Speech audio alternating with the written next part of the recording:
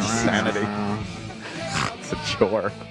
There's a show within a show happening. Oh, yes. Joe DeRosa in studio. Show. Hi, guys. Joe DeRosa, Hold man. on, though. Hold on. E-Rock's trying to do something. Oh, is Nah, he? it's not important. Continue with what you're doing. Whoa. Excuse me. Whoa. Well, just why suicide is painless. We can make it easy today. It's not. Suicide solution. Suicide solution. Oh, yeah. Does this have to do with the PMRC Exactly. from years ago? What's that? Today, Oh, is that the thing on the records? Yeah. the Was Tipper Gore thing. this thing- the Tipper Gore thing, E-Rock? No, it's not. Oh, shit. Is it something to do with Ozzy? No, it's not. Is it something to do with suicide? Yeah. Is it the anniversary of the date of the trial, the Judas Priest trial, where the kids killed themselves? Oh. No. Oh, I know what he's doing. You know what he's doing? Yuck. The Dave Grohl thing? No. What? Oh, excuse me. Oh, well, fuck you, Opie. Pretty much what E-Rock just said. And he should. I was a little cocky there. Wow. He should. Really? Not that. Because the No, Kurt no. Cobain, Dave Grohl, Kurt Cobain's daughter thing with the Courtney Love? No. No. Courtney Love's claiming that Dave Grohl's been hitting on Frances Bean. Oh, man. What a twisted thing that is. And Frances Bean is like my biological mother. That's how she refers to Courtney because Wow. she hates Courtney Love. Is full of shit. she was saying they should kick her off Twitter. Right, because she just says dumb things that aren't true. And then Dave Grohl came out and said it's not true as well. How old is the Frances Bean? The Frances Bean is 17 or 18, I think. Oh, what's wrong with Yeah. that? Maybe 19 at this point. She's cute too. She's got a sexy Yeah. rock Yeah. club. She looks too much like Kurt Cobain. I didn't see That's her- cool. Have sex with Kurt Cobain without it being weird. What about the If gay? you're a fan. What about the gay part? Well, she's a girl, so it's not even gay. But she kind of looks like it could be Kurt with some makeup on. But that's fine. I disagree. I don't. No, I think she looks more like Courtney. Yeah, I think she looks more like come on, Courtney. look at the eyes. There's some Kurt in there. It's all about the eyes. What's wrong with you guys? round fucking. Look at the eyes. Dude, That's look, not Kurt No, Cobain. that's- Ooh, she's smoking right That's there. Courtney. Yeah, looking, those though. shots are great. Her mouth. She's a mix between the two, but she definitely has Kurt Cobain's eyes. Come I on. don't know. Yeah, Thank I you, don't. Sam. Jesus, I never looked into Kurt Cobain's eyes that long. Dude, everyone knew it. Fuck. All dreamy. All right, I know what's going to happen today. All right, I'm prepared for this. All right, Joe. Here we go. Here we go. Fucking hilarious. Like no one ever talked about Kurt Cobain's eyes before. You fuck. Fair enough, though. No, in all seriousness, though, I really don't. I don't see. I literally don't see any Kurt Cobain resemblance. Wow. I just I'm not see, being. yeah. I'm not being a dick. I really don't. Hey, why the suicide solutions? Oh, right. Kevorkian was sentenced to Kevorkian. prison 13 years ago. That's 13 years already? Mm-hmm. Wow. He's dead, right? Yeah, he Yeah, just he- died. Yeah. Yeah, they right after they made that movie about him, Right. Yeah. which was a creepy movie. Did you see that movie? Yeah, that was fucking. didn't see it. Yeah, very. He was just a creep. He really was. Al Pacino is like eccentric and weird enough. I don't like when he plays like a weird guy Weird in a movie people, yeah. because it makes me not like Al Pacino. I'm like, ugh, he's skeeving me out. Not man. Michael Corleone here. I don't like it. Yeah. The Yeah. Dr. Kevorkian, I got the death machine. Yeah. I'm trying to help these people kill themselves. It's their God-given right. Never gets old. Two things before we... Look, but don't touch. Touch, but don't taste. The best line of that movie is he goes, where does he sleep? He doesn't sleep. Where does he fuck? Everywhere! Right over the top Pacino guy. What happened to the Godfather? It's like, well, my father runs a business that, It is two different people. He went from that guy, I don't really think I like what's going on here. To this guy! Bye. although his one of his biggest overacting moments ever is in Dog Day Afternoon when he walks up to the desk and he's got the gun in the rose box. Yeah. The way he flips that gun out, he struggles with that button. It's ridiculous. There's like a fucking paper ribbon around it. He's fucking wrestling. It's like, And you know they just said, fuck it. Over They're good the top. enough. Over the We'll top just use that Pacino. one. Two things really fast, and then you got that queued up. There's a guy, because we were talking about the 13th floor in buildings. Yeah. One guy says that, hold on a minute here, and where the fuck was it? Oh, the Blakely Hotel on 55th Street has a 13th floor. It's the smoking floor. So they did what we did. We're talking about. Oh, so no one You really have to used have an actual floor that people don't have to fucking use. Right. And he goes, I fuck bitches there. Oh, right. Did he write, I fuck bitches there? I fuck bitches there. Everywhere! on the 13th floor. We're talking about how the elevator, it's stupid that they don't have the 13th floor in the elevator, but there is an actual 13th floor in a building, so the whole thing's dumb. All they've changed are the numbers Right. on the rooms, and when you open up the elevator, and the elevator buttons Right. numbers. But it's still at the 13th floor. Yeah. This is a dumb question, I'm sure, but it's like what they just do that now out of like wink wink tradition, right? I mean, it's so yeah. ridiculous. Like It's you're twisting around a whole thing based on a superstition. But me and Ann That's said weird. Ann actually came up with this. It said we should make a 13th floor, but a tiny little floor. Make it in between the floors. like being John Malkovich. Yeah, Something but like even that. smaller. Just one that's in between the floors, so the elevator goes like ding, ding, ding. You know, like just passes it real quick. And what would happen? but on no that? one really uses the 13th It's floor. just like the joists in between Yeah. the floors. yeah. The what? What? I don't know these You know, like terms. in between the ceiling here and the floor on the next floor, Oh, there's like a stuff. little place for machinery and floor joists and, you know, like mechanical shit. That's what that's called. I never knew what that was called. Like in the movies when they're like chasing through the elevator shaft. I was like, oh, there's the gears. We're gonna have to put a cubicle on that floor though, Ann, to make it official. To make it official? a cubicle, a desk, something in maybe there? something. Yeah. One light. I don't know. And the other thing is, we're not gonna say fuck Jim Gaffigan anymore because I guess he's in L.A. No, he's in L.A. He had no. Or is it fuck Jim Gaffigan? He didn't No cancel. fuck Jim Gaffigan. I think his publicist fucked up by saying he was going to be in town. And Joe, what were you saying down the hall?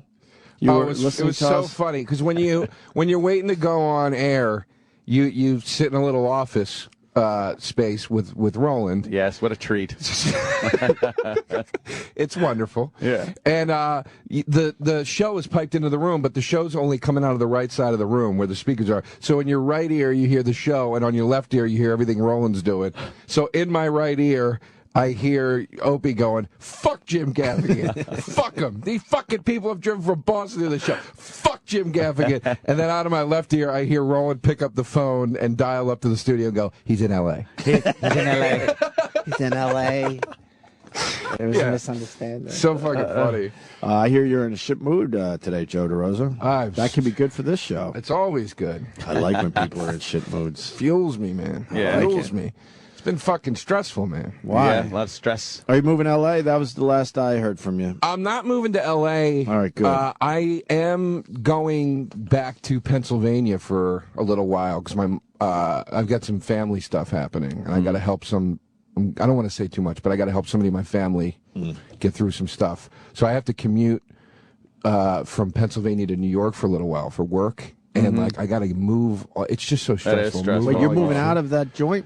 Yeah, I'm moving out of my apartment because I want to be able to be like home based in PA to help my family. For it's only for 2 months, but I mean it's just like it's going to be a tough commute. Yeah. That sounds selfish. I'm not saying like, oh, poor me, I got to drive back. I don't mean it like that. I just mean like it's just it's a stressful time. you know? Yeah. Do you have a one-legged brother? No, what does that mean? I'm getting at something here. Oh, okay. No. Because there's another friend of ours that is being forced to help a family member, and he's bitching about the whole fucking thing. Unlike Wow. you, you're doing the right thing, moving back to Philly Yeah. to make sure you're close and do the right thing. Yeah. Rich Voss on his last podcast was Rich. bitching and complaining. I called him up because it made me fucking howl because I don't know his brother. So to me, it's just pure comedy. he's bitching and complaining because he has to drive his one-legged brother around for a while. To do chores and shit. And he's bitching. And then Bonnie's like, you're bitching because you have to drive your one-legged brother around? It was some fine podcasting, I must admit. That just It was the last podcast, if you want to check it out. My wife hates me. I will side with Bonnie forever now, and every argument they ever have after hearing that. Yeah. The jury used to be out once in a while with me. I'd be like, yeah, I don't know. They're both making good points, you know? Right. Or Rich is right this time. I'm never going to side with him ever again. He complained about trying to help his crippled fucking brother. Well, he brought it up, and he was talking about it like, oh, God, what a fucking hassle this is. And, and Bonnie's like, you're bitching about helping out your one-legged brother? And Rich is the kind of guy, too, where he'd be like, what a hassle. And you'd be like, God, Rich. And he'd be like, well, no, I don't mean it like that. Yeah. Well, how do you mean it then, Rich? Right. Well, no, what I'm saying. Right. And then when he tries to explain shit, it makes it even better. It made me howl, though. It's a good listen if you want to check out a podcast. All right, I'll check that out. And let me, if I may say this, gentlemen. Yes. Monday is when I officially go back to PA, and just coincidentally, Roland called and said, "Can you come in on Friday?" So I feel like this is like, oh man, this was like synergy or something. Like I was like, oh, I hope I get to do the show again. Well, this is your last appearance on the show. This is it. We figured, we'd give you one good one before you move to PA and no one hears from you. Joe's become kind of PA is a hotbed of comedy, New York drinking comedian activity. Well, I'm not, but I'm coming. I'm going to commute and I'm coming back. Oh my God! We gotta. Name some of those big comics in PA right now. Oh, Jesus. Oh, Jesus. I can't stress enough, this is just a temporary thing. Yeah. Like I'll commute, and then I'll be back in 2 months. Don't give up, Joe. You're too good.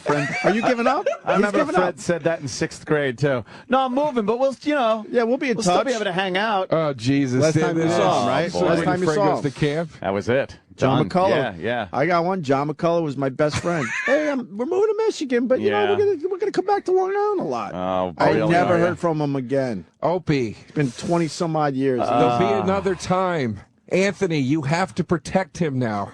You know what? Come on, Empire Strikes Back. Come on, somebody. All I'm saying, Joe, is when I think stand-up comedy. You think Philly? I think Philly. Let me talk about it's perfect for you. Fucking Philly, motherfucker. Let me talk about the great Philly comedians. Yeah. All right. Keith Robinson. No, but those guys are Fucking living. Keith. But he's sort of a New Yorker. I know. He comes up every night, so he's kind of like, you know what I'm saying. No, he doesn't live there anymore. I just thought you. All I'm saying is make sure it's only the 2 months. You scare me. Also, Dude, you need to get comfortable. Like, you know what? Fuck No, it. I have I to. like the Amish. I have to be back in Slow lifestyle. Right. I have to be back in by late June for work stuff. Like I have stuff on the books. It's like I cleared out these 2 months to be able to do this, and Why are you standing? To make the point better? because I don't know. I Joe just stands started, a lot on I this just show. started feeling like my career was falling apart, so I wanted to stand up. Oh, man. And I heard what Ant said, because we were sort of like had two things going on at the same time. You know, Ant's going to lose a drinking buddy. Yeah. Yeah. You know, But I'm in the city. It's Joe DeRosa. Head out to the bar. Yeah. this is the beauty of it now, though, is because it's going to be an intense time at home, like without question. So now it's like, but now I'm going to have a car. So what I'll do now is I'll just drive to Long Island. Oh, man. To hang out with you. Well, you could do that, sure. Like I'll get to a point where I'm like, I need to drive 5 hours or whatever it is today 5 to like just go hours. hang out and blow off some steam. You know what I mean? Yeah. Like it'll. That eats up 10 hours of time just driving, though. Yeah, but I'll get up at like 8 a.m. I'll be well rested because I won't be hanging out right. at all. You know. That's He's true. basically saying he's going to crash at your place. Well, of course he Yeah, will. Yeah. Yeah, Of course. And Opie, you know, I'm gonna miss you too. I mean, we never really drank together, but you know, we did. Joe's a good one to We would drink do with. walkings. We would do walking. That sounds just as cool as drinking all night. Yeah. We'd walk. We'd but walk we'd and have check out the walks and birds. talks and things. It was always nice. Yeah. Joe, don't fuck this up. I won't. I'll be back. You scare me. You're too good. You just need a big break. I'll come in and do. You're so thank close you. all the time. Listen. Trust me. There's stuff on There's the books. things in This the is pipe. like, there's things in the pipe. Things are happening. I feel very lucky that I was able to clear out No. 8 weeks to help my family. you know, and get through this tough period. So it's like, you know, I'm lucky that I was able to do that and not going, can't make it home, guys. I gotta, you know, I gotta go to whatever the hell it was. So you're a good egg, Noonan. That's good. You know, so, and karma will help you. Then you'll get back. You'll start doing things. And it'll be like, you know what? He's a good guy. You know, you're a miserable fuck, but exactly. I'll come up and do the. I'll come do the show too. Like, it's only a 2-hour drive. Like, I would get up at 4 a.m. and drive in to do it. We'll decide that, Joe. Oh, Jesus! What a prick! You're right. I deserve that. Hey guys, don't worry. I'm at your disposal. And Mr. Faversham, I'll have it put in my contract that I must return here to put on the play every year. Let the record stay. We love Joe on this show. People take this stuff seriously for whatever reason. God. You guys are the greatest, man. Are you kidding me? Do you know how excited I was walking over here today? Gonna be able to wake up much too early and hang out. I was like, I know I'm gonna go laugh my balls off for 3 hours, like, you know. And already, I feel like we're really off to a good start today. I know we really are, especially during the commercial breaks. Whoa! Wow. Oh, we laugh and laugh. I can't keep up with it. It's life. Yeah, it's fun. It's fun. It sounds like it. It's I'm not fun. even joking. And and summer hasn't even started, my friend. So it's just. So is that why you're in a shit mood? What? Because of summer? No, the family stuff and. Yeah. It's just. I have movers coming on Monday. I haven't packed a thing yet. Oh man. And you know, it's been 2 weeks. I had work. I had to get things done like that were time sensitive, and I had to get them done more quickly because I'm going to be not here. So it was like I had to get a lot done over the last 2 weeks. I've only been back for 2. I was on the road for 3 weeks straight, and then I came back. I had 2 weeks to like get everything in order, and then also too, you want to kind of say hi and see everybody and go, hey, you know, I won't see you for a few weeks. You know what I mean? Yeah. So. Wait. So how are you going to move back to New York if you're getting rid of your place? I'm going to move into a new place, which I wanted to do anyway. Do you have a new place? No. I'll start looking for a new place about a month out. Yeah. What? What? I'm worried. What are you worried about? Real. No, what are you worried about? I'm going to make him stand up again. No, it's... All right, you got a plan. Yeah, trust me. This is like a concrete plan. I'm going to... I don't worry enough to invite you to live with me for a while. I know. Okay. Yeah, I know. All right. I know. And I do have a few extra rooms. This is why I don't have a new place yet, is because this is how I'm going to do it. I always want to do the thing that I see people do in movies. I'm going to come up for a day with cash in my pocket. Oh, right. And I just want to be staring out the window with my arms right back and go, I'll take it. I always wanted to do that. A giant loft where they're just looking up and go, I'll take it. God, yeah, that's, always never happens. You know what always bothers me about that scene? You know the character can't afford that apartment. Yeah, that's always the biggest thing, Like when you see Friends, none of them had a job that could pay for that shit. I know. It really Friends infuriates me to watch. Actually, you know what? Friends was a good one, but it happens in Sorry, it happens in a lot of movies, too, where you go, this character is like a cab driver or whatever the fuck. They can't afford this place. Yeah, he'll make a couple grand, and all of a sudden it's like they do that like moving on up montage where he gets the new place. And it's like, just one time I'd like to see the broker be like, will you take it? Your credit sucks. Yeah, right. Sorry, get out your of credit here. sucks. You were homeless yesterday. Right. Yeah. Do you have 6 months in advance? Do you have what? I was telling you the other day that I found these apartments. I almost was ready to just go, I want to rent this now, but I didn't have time to go out there and look at it. But I found these places in Long Island, Long Island City, that are like, I don't want to live in Long Island City, but these apartments are so ridiculous that I want to live in Long Island City. Roland's living there. It's up and coming. You should really look at it.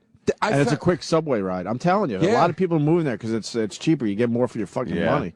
I found these apartments. They literally looked like American Psycho apartments. You know what I mean? Like, all glass, brand new, floor to ceiling window. Whole wall is just window, and it overlooks Manhattan. Yeah, looking at the city, dude. Insane, like just gorgeous. Everything's brand new. Doorman, gym in the building. laundry on every floor, like every amenity you could want to live in this awful city. To live in what amounts to a horrible place in Queens. Yeah, Roland bailed because he got more for his money. Oh, great. Now we have to deal with fucking Instagram pictures of Manhattan skylines every fucking day from Roland. Wow, great. Another one of the statue of the Empire State Building. Yeah. Thanks, Roland. Well, you could just unfollow him. Well, no, I like goofing on him. Well, there you go. It's that or Bruce. But it's like... go ahead. I was just going to say, I don't mind the commute from Long Island City. It's the neighbor... the boroughs are great in so many ways, but every borough's got the same problem. It's like, this block is cool, and then the next block, it's like, this looks like where they shot The Fly. This is fucking creeping me out. Jesus Christ. Yeah. Warehouses and plywood over a deli with graffiti on it and shit like that. It's like, that's the part, that makes me depressed to see that. Like, I don't want to... But that shit is all going to turn around. Oh, boy. When? Yeah, how soon? long? No, that's what they said about Harlem, and I lived up there for 2.5 years. Did you really? The Renaissance. The Harlem Renaissance. You were the white guy in Harlem? No, maybe like where the Apollo Theater is. I was on 137th and Broadway for a long time, and it wasn't bad. It was just like they kept being like, it's coming, and by like it's coming up, they would mean like, yeah, there's 6 shithole 99-cent stores in between liquor stores, in between Kennedy Fried Chickens, and then in the middle of all that, there'd be like a bistro. And you'd be like, a bistro. Oh, that's great. Just waiting for the doors to fly open with armed robbers. Did you ever get hassled up there, Joe? Never. No? I lived in a very, like, Harlem's a great place because it's very like communal. Like, if you're in the neighborhood, it's like you're in the neighborhood. Oh, okay. If you're not there being like cunty in any way, like clearly trying to gentrify it, or just being like, like if you just, hey, I'm part of this, like it's everybody's cool. It doesn't matter who you are. And like we had crack dealers on my corner, literally. Every night. Sweet. And I would literally walk through like their crack dealing circle, and they were always like, hey man, how you doing? Like they never like, that's nice. Yeah, it was always just like, hey, you're doing your job. Why roust you and make a problem? You know, it's like, they just it was going about their business. It's not good for business. They never offered me crack either. Fuckers. They just they never were like, yo man, what you need? never. They were just never like, gave you a little free sample. Wow, they probably thought you were 5-0, yo. They probably thought you was 5-0. Son. Did you guys never did crack, right? I never did crack. No Jesus. crack. I never did it. I mean, I wonder what it... I smoked a little freebase, but not crack. You smoked freebase? Yeah. Is that the same thing? No, God, please. Crack is for those people. Freebase is for, that's it's not that little fucking rock of thing. It's a powder. It's much like what is that high cocaine. like? Because it always looks like it would be like a heroin high. People are always like, but it's coke. I don't understand. It why is it's not... odd. It's very euphoric, is what it is, and you do get that immediate rush. Where I guess I've never done heroin, but when you see somebody that does heroin, they get that kind of whoosh rush over them. You do kind of get that, but it's not speedy.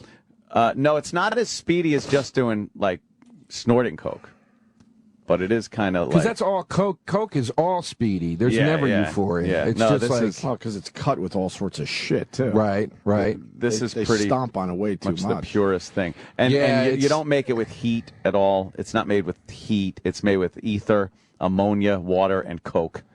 You mix it all together in the proper proportions. You dump in your coke. You shake it up. And then it separates. And then you take the eyedropper and you go into the layer that's just the ether. And you take some out and you sprinkle it on a slate, and then you go, and it dries instantly and evaporates the ether, and what's left is this residue of white powder. You scrape that up, you throw it in your little pipe, you melt it into the screen, and then woof. Jesus. Oh.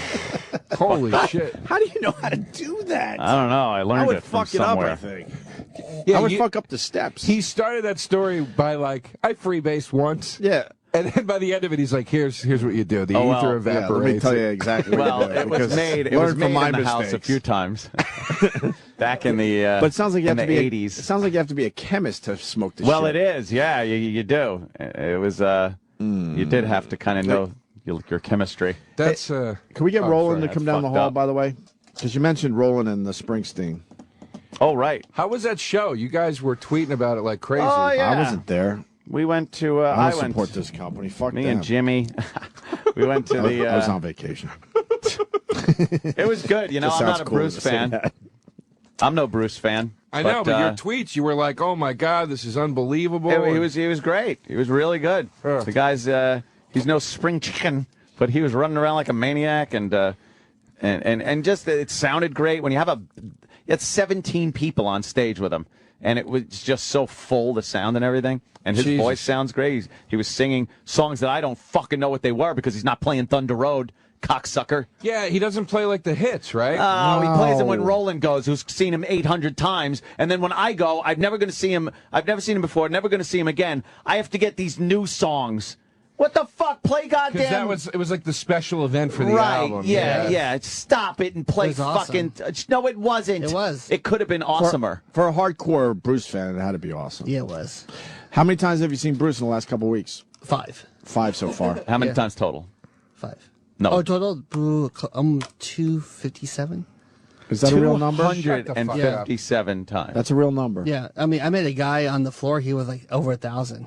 I worshipped him. Wait, 257? How is that possible? From Born USA on I wouldn't How old are see you? any. 33. 30. So you saw him the first time you were like 6? Yeah, Born USA. My mom took me. Holy shit. Wait, how old man. were you? Like 6. She took me to see 4. Is that really that long ago? Yeah. Born in the USA? Yeah, it was like 80. You were 6 when that came out? Yeah. Wait, what? Yeah. Yeah, exactly. When was that? Child of the 80s. 80. Child yeah. of the 80s. That's right. He was child of the 80s like us. So. Back in time. Wait, Born in the USA, when did that come out? Well, the tour was 80. like Like 84 or something? Yeah. I remember Oh, that. my God. I never liked Wow, Springsteen. I'm I was a big depressed. Michael Jackson guy. Oh, I never. Wow. Look at you. Oh. It's not my fault he stinks. We're gonna really miss you, Joe. Yeah.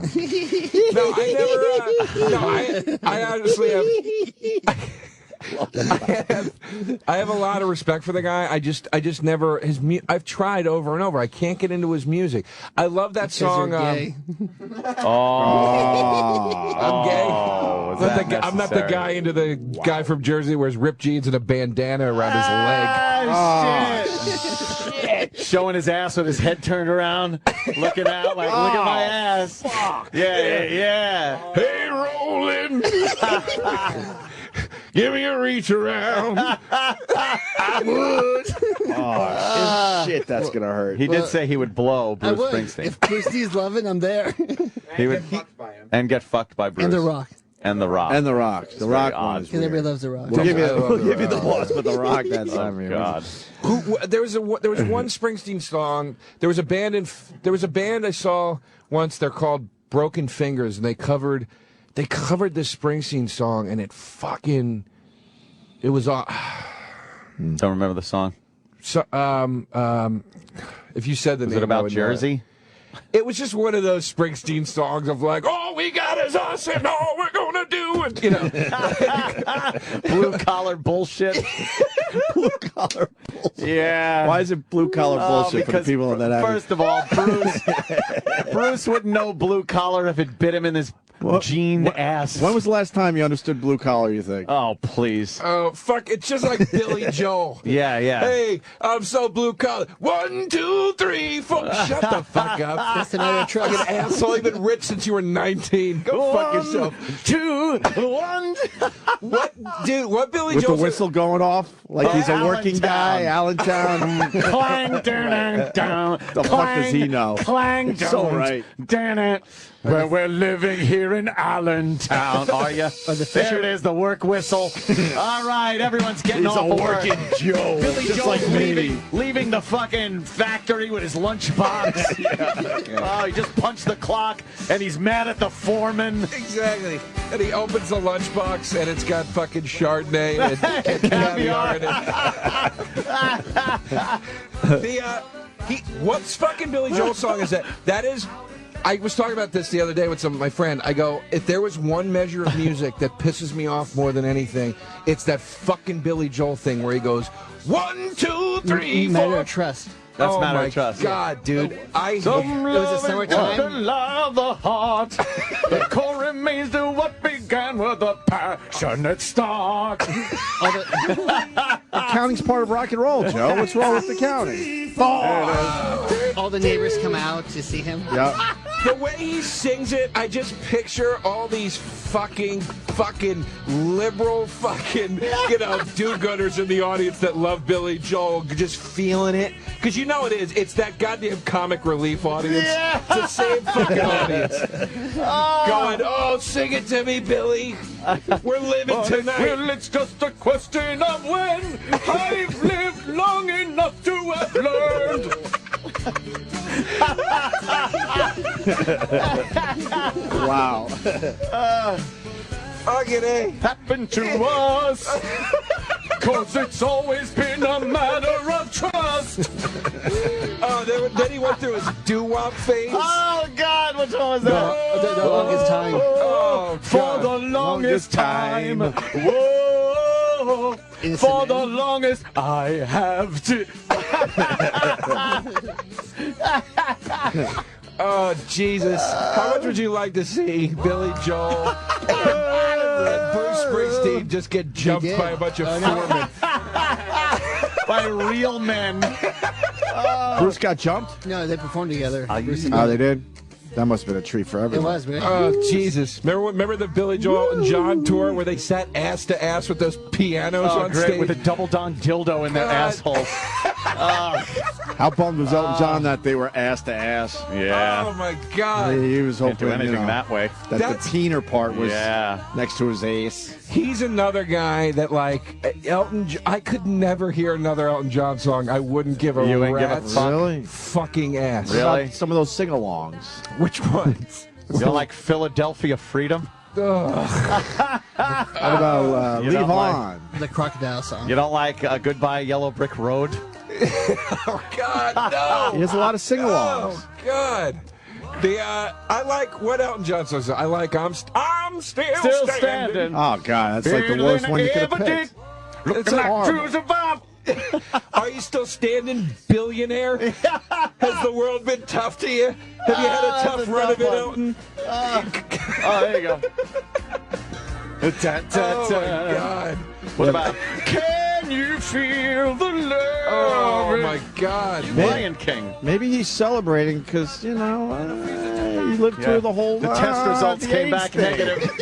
I'm still So maybe standing. he's just celebrating the fact that he's still standing. I got no carcoma. You got to think that guy saw a lot of AIDS. What am I saying? Burr told me that he read a quote from Elton John once where he said, it's literally just a stroke of luck that I made it through. He's like, I fucked half Really? the free world. I don't know how I didn't get anything. How did he miss the AIDS? Jesus Christ, dude. Freddie Mercury gets it. Freddie. Damn Freddie. it. Life's not fair. That's just... It's not. We lose Freddie. Yeah. You lose. Well, look, Queen stunk for that last 7-year stretch. Yeah. I'm not saying like I wish Freddie Mercury was still alive, obviously, but it's like Queen. Do you imagine how shitty they would be now? But the show must go on. Oh my Yep. God! Shut up. Jesus, they were the coolest fucking band ever. Yeah. And then in the 80s, all that shit with where all the videos they were just like white lit, super close ups. Radio Gaga. Is I that like the that one? song. I like Radio. I'm not a Gaga. big fan of the Radio Gaga. No, I'm not a fan of the Radio Gaga. Look at this. Look at this video, dude. God. Oh, my God. How gay is this video? It's just men in bikinis. And he's carrying that cane. Oh my What's he God! doing with a straw hat? There he is. Yeah. Oh, yeah, that's just celebrating God. that he made it through the Yeah. 70s and 80s unscathed. Oh, man. It's so obvious now that you see the video. He threw a party for himself. Jesus He Christ! basically wanted to say, holy fuck. Oh, Yeah. my God. Oh, God, look at the Jesus. gayness that's in this video.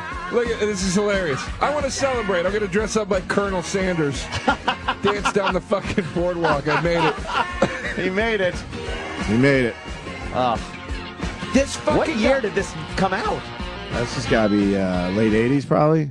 And he still had Early to make, 80s. Fuck. Oh, man. after this video, he still had to make an official statement of Right. going, I'm gay. That he said, hey, look, Who everyone. the fuck didn't know that? I don't want to shake you all up here, but he's just prancing through men painted with painted bodies, muscle men with painted bodies. Oh my God, is this gay? How stupid were we? We were dummies. You would look at it like, oh, yeah, well, he's just being an artist, I guess. Yeah. I guess. He's just, the artist. Right. What's, oh, God, man. Like he used women, but not in a sexual way. They were kind of just Oh, yeah, they're just peripheral. there. So, Elton, any ladies in your life? When he's on the talk show, one Merv.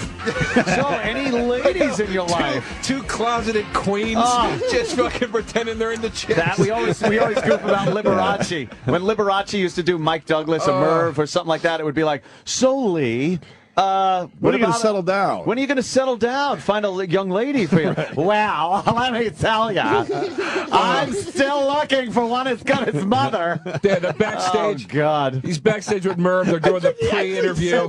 Merv Griffin's got to take Liberace's cock out of his mouth long enough to go, listen, so I'm going to ask you about chicks when we get out there. Just fucking be cool. Yeah, just all roll right? with it. Yeah, you have an answer, right? You have an answer. Oh, You have my an answer, God. right? It's so fun. So yeah, what's worse?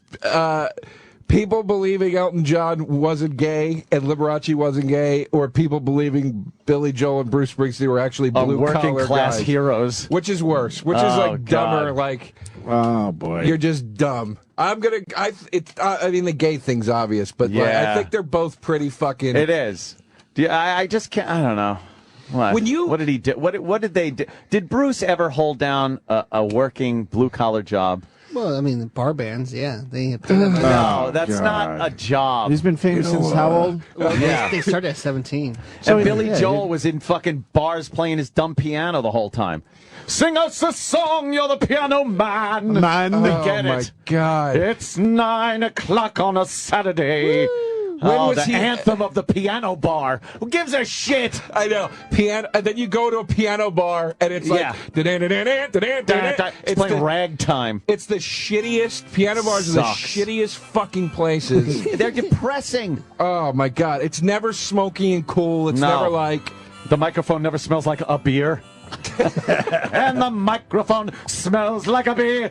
And the piano sounds like a carnival. No, it doesn't. It probably smells more like puke. Yeah. Because these Yeah. guys are so miserable, they're probably puking in the fucking. It smells like old ladies' nylons. Yeah. Dude, I hate this fucking song. Why? It's the It brings you back to an innocent time. Oh, does it? I hate this song. A time of innocence. The only song worse than this is.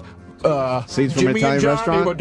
Oh, you don't like that? With the populous daddies and the king and the queen of the Scenes prom. from Italian Restaurant. Riding around with the car top down and the radio on. How the fuck do you know that? I know everything. But Joe knows a lot of Billy Joel songs, I'm noticing. For someone that hates the man. What about Scenes from an Italian Restaurant? I hate that a fucking bottle song. of red, a bottle of white. Whatever kind of mood you're in tonight. You know what? What about Captain Jack? We'll get you high Oh tonight. my God! I will throw I kinda like that a one. bottle of Jack at somebody that put that fucking You don't like song that on one? in my Jack presence. will get you by tonight. Oh, it just stinks. What about Billy the Kid? No. Oh, God. That shows off his piano playing. Here are the Billy Joel songs I like.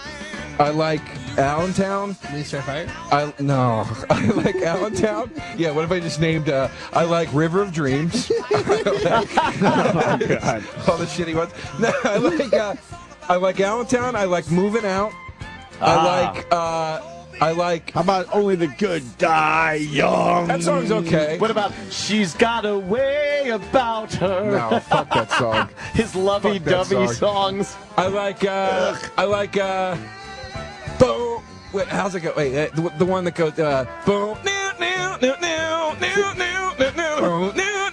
See, he knows a lot about Billy Joel. What song is that? You may be right. Yeah, you may be right. I love that. I love that song. I think he That kind of song's like awesome. Billy Joel. He's got a couple of Billy Joel songs he Uptown likes. Girl.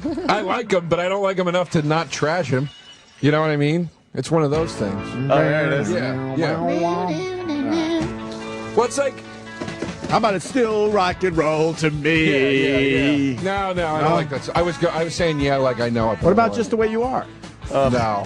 Oh God, you don't like when he slows it down. Wasn't that song in Arthur? No, that's Arthur. How that about was Christopher Cross? My Life. when you get caught between the news and New York City. How about I know it's crazy, but it's true. What a thin-voiced fat man he was. How about We Didn't Start the Fire? That song's there's few songs shittier. Is that the one with the Few songs shittier. Is that the one with all the words? Yeah. Oh, you know what song I really hate by Billy Joel? Pressure. He knows every Billy Joel And song. you cannot handle pressure.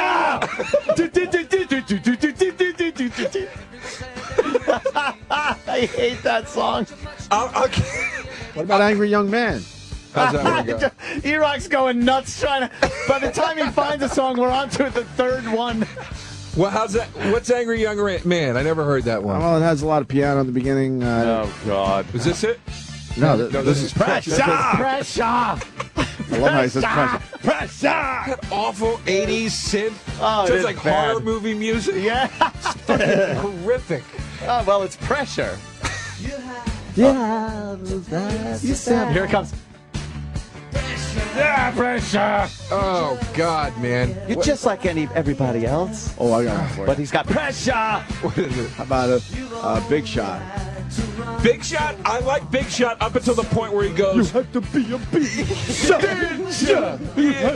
Why does he do that? Yeah, when How douchey. the third one where he goes DJ, I have to shut the song off. I can't listen to it anymore. Yeah, that's bad. He does fuck with the words a little bit. You're Because you right. want to be a big shot. You know which one's good? Here's a good Billy Joel song. I really can't remember the names. I'm sorry. What? Wait, turn down the Miami music. 2012. Let's try to guess it. All those waiters in your. Yeah. What? You got that? Yeah. Oh, It's like name that tune. Zanzibar. Table where every dog must have his every day. Don't ask me why. Don't ask me why. Yeah, don't ask me Yeah. why it's good. Oh, and Miami here, 2012. wait, what's Miami 2012? He's going obscure. This song's awesome. Ready for this one? It was 2017, by the way. 2017. And, wait, He's fuck. had a lot of Hold on, I hits, wanna- I'll tell you that much. Yeah, Holy and shit. And I drank a lot of take-home pay. I thought it was a do-gooder. When I made it with a redhead girl in a Chevrolet. Keeping the faith. What? Keeping the faith. Is that Keeping the Faith? Yeah. Keeping the Faith! Yeah. Oh, God. God, I love this That song's awesome. Oh, jeez. That's another one of his where he thought it was the 50s. He's like, Same album, yeah. he's dressed up in like a leather jacket in the video, and he's dancing around. Remember that video that started with him walking with the guys through like the basketball courts in Queens, where they're all in their leather jackets, and it's like he's such a runty guy. I know, too. you're not a tough guy, Billy. Sure. Yeah. He did drive his car into a house, though. So Yes. I'll give him that. A couple of times he's gone off-roading He likes a few inadvertently. drinks. He likes a few drinks. After some of that old Long Island wine out of the fucking vineyards out east. A bottle of red. Another bottle of red, and another bottle of red, and another bottle of red. Wait, drive my car through somebody's house tonight. Ah, shit. Yeah, dude, it's but even that, even like the fucking I'm gonna get like I'm a drunk that drives my car into people's houses, it's still wine. Yeah. It's still not even like a wine. whiskey beer. He's Yeah. not driving around with a case of Pabst in the back seat. Right. Fucking just Yeah, just downing him on the fucking parkway. too many fucking Chardonnays. Yeah. You drove into your house. He's drinking fucking $120, $150 bottles of wine and driving into people's houses. Shit. Fuck, this Jesus is great. fucking You don't like Christ. when he slows it down, though, huh? Well, give me some more of the slowdowns. You gotta sing it though. My Life. My I Life? like that song, the Bosom Buddy song. The Bosom Buddies Yeah. song. Yeah, Tom Hanks and Peter Scolari are fucking juggling that fruit in the market. Remember that? He's throwing the fucking fruit back. Yeah. Fucking great as Tom Hanks. How he went from that. Literally, they're like, Tom, just fucking. It's for the opening montage. You're picking out fruit. Fucking guys, fucking juggling. Charisma just off the fucking charts immediately. That guy is fucking amazing. He had something. I wish you would do comedies again. Did we do Uptown Girl? For Isn't a that second, the one? but I'd like the trash Uptown Girl. That was the one his ex was in. What's her name? Yeah, she was in that. Christie Brinkley, sure, yeah. Uptown Girl. She's been living in a white bread world. Well, that's a good one because it shows him being a blue collar. Oh, he's working at the gas station. And she's a supermodel. And she's a supermodel, but he gets her because he's such a cool guy. Right. After they do some choreography together. Right? Oh, God, the garage guys, they're twisting nuts on the car to the music. Twisting nuts and singing backup. Billy Joe. Oh, my God. He's got a popping poster his collar on his work shirt. of her in the garage. No fucking way he's not wearing makeup to look more Puerto Rican in this fucking video. There's no. Look how fucking tan he is right there. He's literally dancing. Yeah. This is hilarious. I forgot how bad his videos were. Jesus Christ. Here she comes. When the fuck did mechanics and blue collar guys ever do this? Where does this mythological blue collar man fucking idea come from? I've been singing it to their a few wrenches. garages in my day, Joe, and never joined in dancing with the boys with the fucking socket wrenches. The fucking most homophobic, miserable people on earth, and they're all dancing together and singing. Oh, he's making his move. Here he goes. Hey, this is a nice car. She's in a fucking Rolls Royce. Oh, yeah, the Uptown Girl. The end of this video should be her peeling out in the limo, and him just in the parking lot going, "You fucking cunt, fucking cunt, goddamn rich cunt! What, you too good for me?" Now she's out of the car, showing off her games. Oh, but they're gentlemen. They're gentlemen. Yeah. These guys would be saying the most disgusting shit to her. Oh, man, she's got fucking blowjob lips. Look at her fucking ass. I buried balls deep in that fucking ass. But no, they're cutely following her around. Oh, Jesus. And he's got the fucking black... The black guy's the driver. He's the driver, of course. Jesus Christ. It was a different time, Joe. I call it the good old days. You can still get away with that shit. Oh, and then they got to get the black guys in the half shirts dancing. Half shirts? Yeah. All right. You gonna dance? Well, he was trying to compete with Elton John in his videos, so... Oh, my God. This is horrible. What is this, Grease Lightning from Grease? Oh, yeah, exactly. Yeah. That's another one. It's like when the fuck did gang... Ridiculous. Oh, look, see, this guy's doing the robot. Two young black men. They're How popping. racist was Hollywood? Oh, God. We got to put black guys in this video about their 50s. Just make them break dance. Just have them Jesus break dance. Christ. Now they do horrible dancing. Oh, God. I'd like to see this fall on her face. She's leaving with him. Did we just listen to that whole song? I think we did. Oh, Jesus. Holy shit. But we hate Billy Joel. We hate him. We watched the video. We fucking hate him. We got a visual medium. I have a real love-hate with this guy. I can the tell. songs I love, and the ones I hate, it piss me off. They actually anger you, yes. Yeah. Unlike a guy like, I'm that way with Phil Collins, too, man. There's certain songs that I love and certain songs I hate, but then there are guys like... I hate that. I like that. No, I hate that part. That's Mama. I like it. That part to me is like the Billy Joel part. You gotta see him do it. No, I hate You gotta see him do it live. It's awesome. No, it's not. He puts a red light on his face. Of course he gets all does. creepy. I saw it in the video. Let's play Mama. That's Phil Collins. I kind of like that song. I love that song. I'm not going to download it anytime soon. This but I like is it. studio. Right. When he started doing fucking like the covers, you can't hurry. It's like, dude, how are you the guy that wrote In the Air Tonight? Like, how are you the same fucking guy? He's miserable too. He's He's not a happy man. We met him.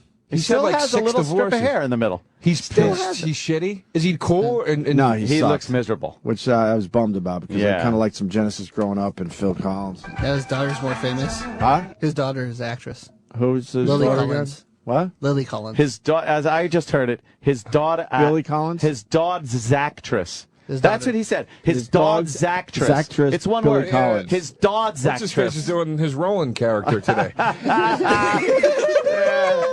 Bartlett on Ivans. Bartlett. I don't know. What character is that? He's doing Ringo Wait, who's Starr. his He's been daughter? doing that Lily lately. Collins. It's what's she hilarious. in, though? okay. The Blind Side in the new Mirror Mirror movie. Oh yeah. Oh, that's her. She plays brunette. Cinderella. whatever. Hey, which one is she? Do we know her? If we saw her face? Who was she in The Blind Bill Side? Collins. The daughter. of, right. What? Who's Did another did we good? know that? Oh, that. Oh man. we know her. Yeah. That's Phil Collins' daughter? Holy shit. How did we not know that? Oh wait, she Did she she- looked like 22 in the one picture. Now she looks like she's 15 in every She's other in picture. Problem? How old is she? 89 says. That's Good. Once they're in the 23. 80s, that's fine. The Fair game. She's 23, Who's another- I guess. Who's another good Anyone like cares? love hate? Like there's so many guys like you know who I just hate Yeah. and I have no good reason to. Van Morrison just bugs the Oh, shit you don't like out of Van me. Morrison? No, I don't like What's him. wrong with you? Brown Eyed Girl. I have Well, three. he probably hates Brown Eyed Girl. He goes a lot deeper Yeah. than that shit. Do you have so, Into the Mystic, you don't like that What? song? what's that? It's that one. That's a good one. What's that one? Sing it You for know, us. Into the I can't sing. You have to sing That's now. why it's funny I though. don't- and if it's your first time at Sing Into Club, the Mystic. let it rip. What is it? An Irish folk I'm song? digging it. Here, turn this up. This is a great song. We should go to break with this. Lay, lady, lay. You know the song. Lay across my And big you know the brass song. bed. You know Carefree this- Highway.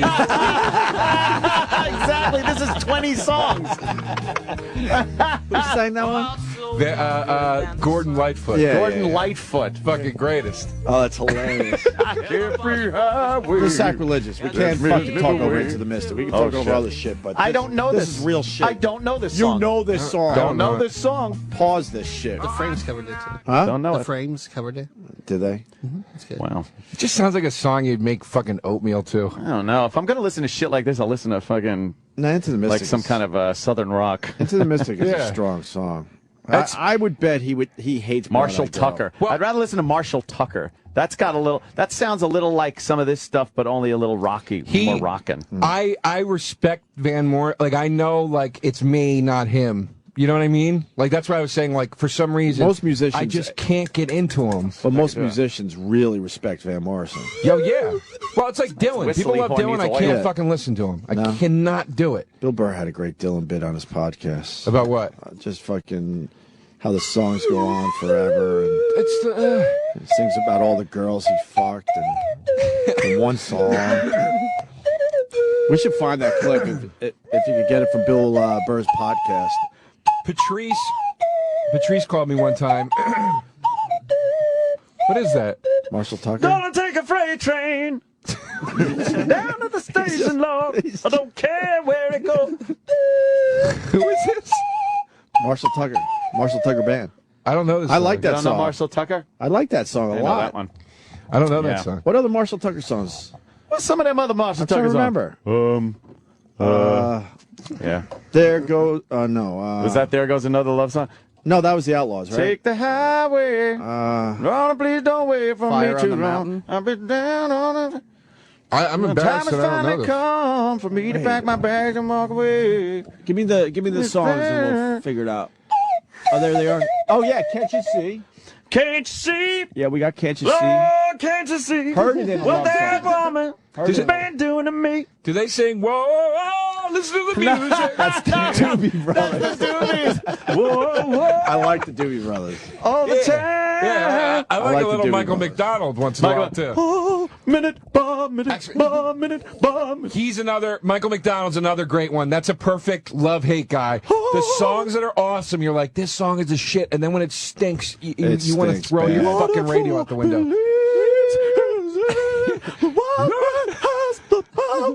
He does that fucking shit. Is that the real lyric? That's not what he says. I don't know is what it is. People say that that's what he says. Really? Yeah, but that can't be the lyric. It might be. The white man has the power. No, the wise man. Oh. The white man. The white man has it. I like it better that way. Of course you do. Yeah, some people have said to me like that they think that's what he says. I'm like, that can't be what the fuck he's saying. Well, let's listen to it real fast. What? Keep telling me somewhere What's long ago. the best Michael McDonald song is the one that Warren G sampled, the one that goes, I keep forget about this love anymore. Nothing more fun than Michael McDonald impressions. I will never be same again. He looks like that fucking snowman that Burl Ives plays. Oh, God damn. Nice. Holy shit. We probably should break, unfortunately. God damn, that's so funny. But Roland, The white man has the power. I love it. I got it. I want to break, but a band, because you said that, are either really cool or annoy the fuck out of you. Steely Dan. Oh, Steely Dan. Steely Dan. Yeah, Could be yeah. one of those bands. They're a great Yeah? one. You don't like only Steely Dan? I like some Steely Dan. The only song I like by them is Are you really? what's that song? No static at all. FM. That's a cool FM, song. yeah. They sang about FM. What? I know. Oh, gee. I'm a fucking retard. I didn't realize till this fucking minute that they're literally saying there's no static on No FM static radio. on Right. FM radio. Oh, fuck that song. I changed my mind. Hey, thank you. It's a bit simple, isn't it? I changed my Would mind. you think it was like a figurative static? No, literally They static. might have ran out of ideas for a while. I got about the crystal clear audio the quality first, of FM. the first time I ever heard that song was this rap group called Third Base sampled it, and they did a song called No Static at All, because static in rap means like beef, right? And it was such a fucking great sample, and it was a really cool song, and I really liked it. And then when I heard the Steely Dan thing, I was like, these guys sampled Steely Dan? That's fucking amazing. You know, I thought that was so cool, because everybody was at that time was sampling. It was all like R&B and funk samples. Yeah, I thought it was yeah. could that somebody sampled a classic rock group. Steely But Dan. then, no, it's not. There's somewhere in the, Oh my God. sorry, somewhere in the song they play it, and it's really cool. All right, we'll take your word for it, because I don't think I've ever heard that song. When we get back quickly, Roland has started up some shit with Governor Christie, I learned from you Oh, guys. yeah. and it made it to Letterman. It started Wow. out as a picture at a Springsteen show, and it's got legs. Well, We'll explain next. But, Joe, you promoting anything? big move You know to what? No, Pennsylvania. I'm looking for a U-Haul company that'll give me a good rate. I do have some shows coming up, and I know the first weekend of May I'll be in Jersey doing some stuff. I can't remember where or when right now, but you get my album. Go buy my CDs on iTunes, Hear please. good things about your album. Do that. Thank you. Hearing real They're good both things about on your there, album. and the fans have been very supportive. So if you guys could check it out, and if you buy it, write a review. Obviously, Joe DeRosa is broke, and he has to move back in with his parents. So go buy his 2 albums, please. Yeah. I concocted this whole family tragedy story. Wow. To cover up the fact. To save face that you fucking ran out of money. Sirius XM. And now, the Opie and Anthony Show. There you go. The white man has the power. Yeah, Certainly it's so does. obviously it's wise. I think Jay Okerson pointed that out to me. I believe that's who pointed Yeah. that out. He was like, it sounds like he's saying The white man has the power. Probably what he Wow, wanted they to really say. were sending some message back then.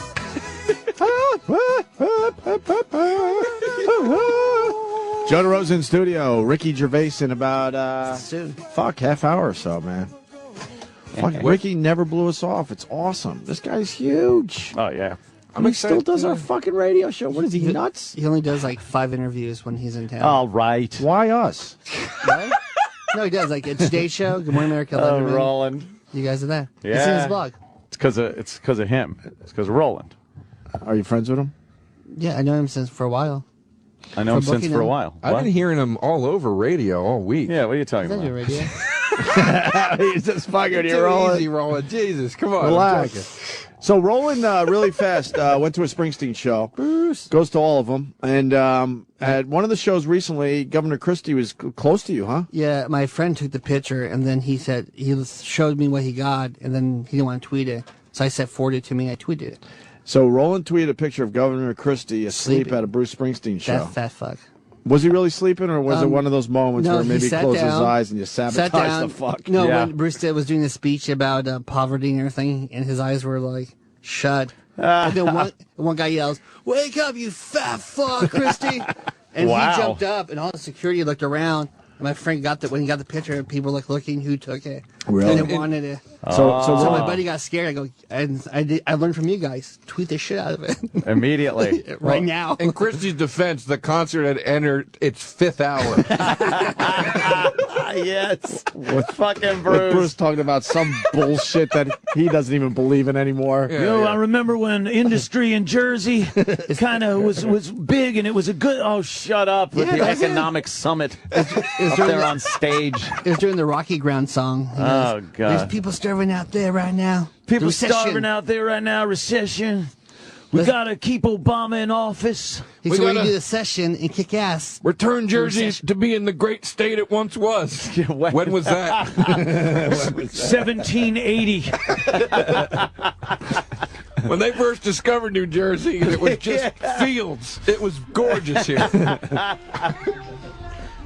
This is it. Bruce You know, reminds me of the boardwalk at Asbury Park. that's Sandy. You know, where the bums shoot up heroin. People are raped. Bruce, come on.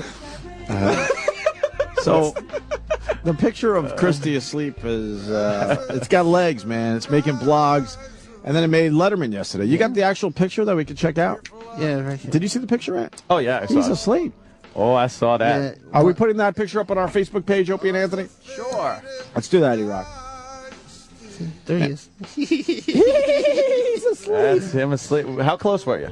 I sat here. My buddy was really close. Like you could turn around and go. Or he was right there? Okay. Yeah.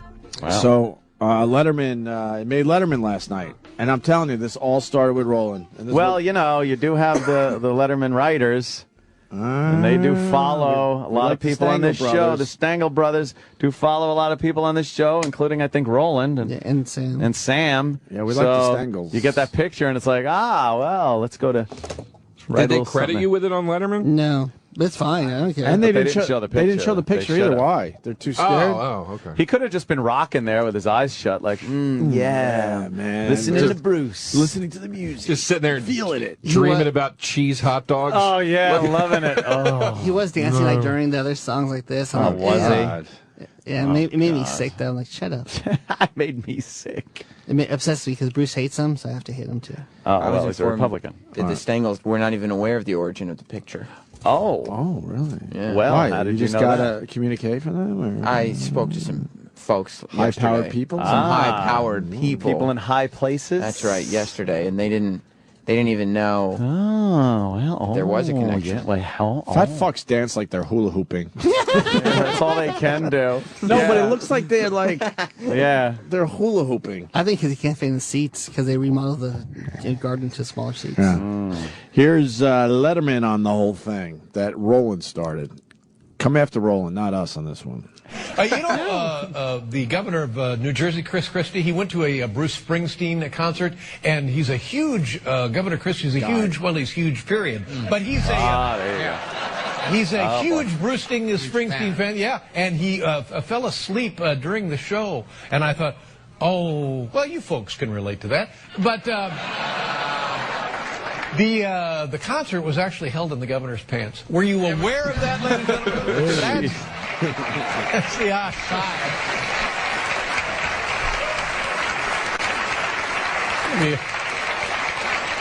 Maybe I buried the lead on that one because I guess the big news is the concert was held in his pants. Fucking Letterman, still doing it. 65, just turned. Still has the delivery, man. That's he amazing. Sure does, Joe. Yeah. Sure does. Love it. Yeah, he's funny. Oh, you're dropping shit over there. What? You're dropping shit all over the place What over happened? there. We're in agreement about Letterman. That's what happened. Yeah, I think so. All right, Roland, beat it. Bye-bye. There goes Roland. Thank you so Roland. much. Yesterday, Roland cut his music underwear break. off with a pair of scissors in the office. Why'd you do that? Sam just fucking. Why is you calling? Why are you waving Sam off? That sounds No, it's not weird. good. What happened? He just dared me. Dared you? Why would you dare him? Well, what happened was Roland. Kind of gay. Nice gay showering with the guy, right, Joe? Hey, I'll do that. You did that. I know. I listen to podcasts. Did we? I was gonna say, did we talk about that? Yeah, I said that. Yeah, Bob. I used to. Yeah, shower with guys. Wow. He had a hard time getting that flustered. I'm trying to think of how to say it, but there's no easy way to say it. Yeah, I showered with guys. But yeah. first, Sam, why the cutting of the underwear? Well, yesterday Roland was sitting, and he was wearing his Hanes white briefs, tighty whities, as he always does. They but- were in their last leg of their life. Yeah, well, they definitely were because they ripped while he How was old were they? wearing A week them. old? Sounds like, wow, tough time. So not nice. I know. Will you- Funny. Will you make a theme song for Roland? When he comes in, go Roland, Roland, Roland. I think we kind of did it already. I think we made the one with Limp Bizkit. yeah. Roland, Roland, Roland, Roland. Keep rolling. He's the one that you call. With crappy movie reviews, wears his shirts extra small. The one you can count on the book, I guess, for a session. But ends every single sentence he says in a question.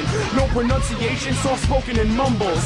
Just try and put him behind the mic and he crumbles. Babbling moron, that's for you to decide. Bonadouche, check him out Friday wide. It's rolling, rolling, rolling, rolling. It's rolling, rolling, rolling, rolling. It's rolling, rolling, Yeah. rolling, rolling. It's rolling, rolling. That's really funny. My idea was dumb. See? Sorry. It wasn't dumb, Joe. Why the cutting the underwear? Did Thank you you, explain Sam. and I wasn't listening? No, I didn't. Oh, He ripped his underwear, Yeah. and it was hanging on by like just the elastic waistband. Yeah. And I told him if he lifts his arms up again, I'm going to cut his underwear. And he said, I'll cut it myself. And I handed him the scissors. I said, no, you won't. And he sat down in a chair, and with 4 cuts while he was wearing his pants still, he cut his underwear off and removed it. Jesus. I had a long week. You had a good week. I know. But 8 listeners on this show. yeah, I know. But still. People praising the Jeff Goldblum. Why did it take 4 cuts? Well, he cut Tuesday first. I'm all of a sudden, I'm just thinking that I'm doing the math here. There's, Snip, snip. you'd I'm not a think. mathematician. Pull out. Well, he stayed sitting down, right? So he cut the side that he ripped. So he cut his leg hole. Uh-huh. And then he cut the other leg hole. That right there, you're You'd open. think. Should be it. He pulled up the front, but it wasn't really coming up. So he literally just cut part of the front off. And then pulled the back out? No. Then he pulled the back, and he had to just cut part of the back And out. he left part in his pants? Then he stood up And and shook his stuck leg? his hand down the back of his pants and reached out the part that was still in his undercarriage. Please tell me you saved the underwear. No. Fuck, man, a listener would have loved that. Oh, it would have been eBay material Oh, right of course, yes. I think giving it away in Cleveland. there. Yeah, in Cleveland, right? Jeez. Going to be in Cleveland. And he walked around with pride, going commando for the rest of the day, Nice. shaking Sam. his legs as he walked. That's good. Sam, I Good got feeling. I got a bid idea for Cleveland. We're going to be there 2 weeks from today at the Hard Rock Cafe. Yeah. Afternoon drive, right? We're doing 4 to 7, I think. 4 to 7. It's going to be fun. I have an idea. Jim Norton admitted on this show that he could tell when a girl is on her period by how she smells. Can we do this in Cleveland? Oh, my God! And not talking about vaginal smell. He's talking about just when Right. she's sweating or just Armpits. there. Armpits. Yeah, he can smell and go, yep, that girl's on her period. We don't even have to ask Jim's Jim. amazing. I know he'll be up for this. So Let's we get get it what? done. We get I don't know, 10 girls, and we mix them up. Some have their periods, the others don't, and then Jimmy tells the audience who's on their the period hardest by part their of that? smell. Let's get 10 girls. True. It's crazy. It's an O&A I didn't appearance. think that. It's going to be guys. More girls lately. Sausage fest. More girls lately, Joe. You got a lot of girls listening, it seems like. I look at the Twitter things. Well, we do. Twitter things. I see a lot of broads over there. And So we want to try to get female fans, or do you want to try to We need acquire... bits, right? Yeah, we do. no, you don't have to acquire ahead of time. Like during your pre-game show there, you're going to be on too from 3 to 4 for the Right. audience, getting everyone pumped. Yeah, get some girls. Make sure, girls. You mix them up. If you have your period, you have to come because it'll be embarrassing. Yeah, we if need girls show on their up periods. and there's nobody with their period. Hey, you bleeding bitches! Right. Show up at the fucking. The odds are a few of their twats will be bleeding when we're broadcasting. Joe, you into crime scene sex? No. No? It's disgusting. Yeah. No, I'm not either. You guys are Disgusting. fucking faggots. Well, I didn't say I wouldn't do it. I just said I'm not into it. I had a girl say to me once. She goes, I go, there was a girl I met on the road, and we were gonna bang. And, she goes, yeah. She goes, I go, do you have your period? She's like, no. And I'm like, okay.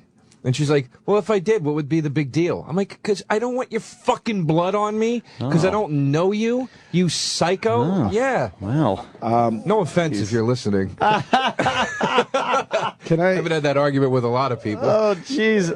Can I request I'm that jumping right in. my wife turns on the radio for a minute so my young son doesn't hear what I'm about to say? Oh. That's more of a joke. She's cool.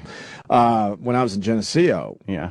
I dry humped. When you were where? Geneseo. The hell's Geneseo? I like to brag that I was in college. Oh, it's Geneseo. It's a SUNY school in Western New I York. thought it was some south of Italian Rochester. bitch he was fucking. I was in Geneseo and she was bleeding. Right. I was working at the In-Between, and before my shift, I was making time with a girl in my car, and I was dry humping her. And then I went into her pants, and I thought I was just doing really well because it was nice and moist. Oh, boy. Oh, And I what a pig. Oh, until you pull your and hand. I finger popped her. Oh, the finger popped. And it was dark, and I dry humped some more because she wasn't going for much else. But I did get the finger popper, and then I went into the In-Between, and they had the lights for the dancing and stuff. And I had faded jeans on with a massive blood spot on the front of my pants, but I didn't know until I walked in and everyone started The laughing. fluorescent lights made it glow. The fluorescent lights made my fucking. It just what a fucking pig. Joe DeRosa is so her, angry. right? Her, not me. No, her. Thank you. Yeah, it's disgusting. I thought I was doing well, and she did not tell me. I guess I should have. Yeah, well. I guess I should have known in a way, but I don't remember the circumstances. Do a totally. Jim Norton, you would have smelt it. Yeah, but she didn't tell me, and I thought I was just doing really well. That's I've been there. And I've then been everyone's fucking a girl, and I'm going, this is fucking, and then there's blood. You're like, what the fuck? How did you not know this was about to happen? You fucking pig. I love that, man. Danny had the best line ever. He was fucking a girl on a period. You pull your dick out, it looks like the top of a Maker's Mark bottle. Jesus. It's disgusting. It's funny as It's fuck. great. It's disgusting. But it's one of the most embarrassing moments for me because the guy, we're all like close, the bartenders and everybody else, and I walk in like a fucking thinking I'm a rock star, and I got these big, huge blood stain on the front of my jeans I didn't know until the lights hit it. That I went very similar when I was in college. I sat next to this girl all semester. She was fucking beautiful. She was so out of my league. And she had a boyfriend. Oh, boy. But she was really nice to me, and she would like kind of flirt with me. And it was one of those things where you're like, is it me or is this going to happen? And she broke up with her boyfriend. I made the move. She went for it. Nice. After class one day, we go back to my apartment. We go right into my bedroom. This is sounding amazing. Yeah, we're fooling around. I'm like, holy shit, I can't believe I did this. She's on top of me. We're grinding. I'm wearing khakis. Oh, no. We're grinding, right? And she's like, shit, I got to go. I got to get to class, whatever it is. We walk out of the apartment. All my buddies that lived in, it was like outdoor balcony. They're all hanging out outside. And I'm like, hey, guys, this is... and my friend... Oh, no. My friend Pat... is it bad to say somebody's full name? I just say his first name. All right, my friend Pat. Safer that way. If you're listening, buddy... Because I think he listens. Oh, shit. He knows, you know what I'm talking about. Or you know who you are. My friend Pat, he leans in and he goes, you got something on your pants, dude. Oh, and I was like, what? And I looked down and I got all these spots on the front of my pants. And I go, what the fuck is that?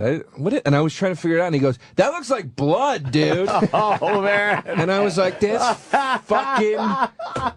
chick got her Riri all over my fucking khakis. There you go. You fucking... Very similar. Wow. You know what? I don't gross. fucking mind it at all. I don't care if it's all over the sheets, all over my fucking lap. I like when it goes all over my thighs, everything. I don't even give a shit. Oh, my God. Don't even care. Bleed away. Bleed away, young ladies. What? Oh my God! What does it fulfill? Some sort of like virgin fantasy or something? No, it's not. You just don't give a shit. It doesn't have anything to do with that. It's just I don't care. Wow. I don't look forward to it. I'm like, I'd rather it not be. But it's not going to ruin your night. But it would not ruin my night. I wouldn't miss a beat. I don't care. I understand it's that. Fine by me. It just makes my head just goes right to AIDS. I see blood and I just start thinking about AIDS. It freaks me out. Who are you with? You've met some of them.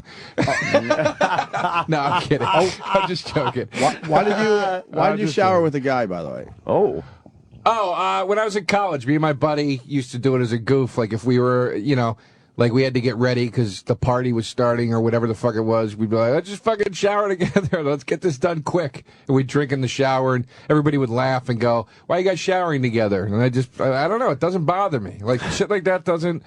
I'm very comfortable with my sexuality. I will get naked in front of guys. Like, I'll grab a guy's dick. I don't care. Like, I just don't give a shit. Very confident with my sexuality. It's gay, but my sexuality. I'm gay. Yeah. I love how Joe sells a story like it's completely normal and everyone should be doing what I do. I'll grab a dick. I'm all man. It's normal. Pop it in my mouth. I'll take one in the ass. I'm all man. Like I went to college on an all-guys floor. We all goofed around all the time. And oh boy! But it never at entailed. no point would I've ever showered with a guy. It never entailed showering with another gentleman. Shower with a guy, goof, right? It's a goof. It's a goof, right? I just don't care.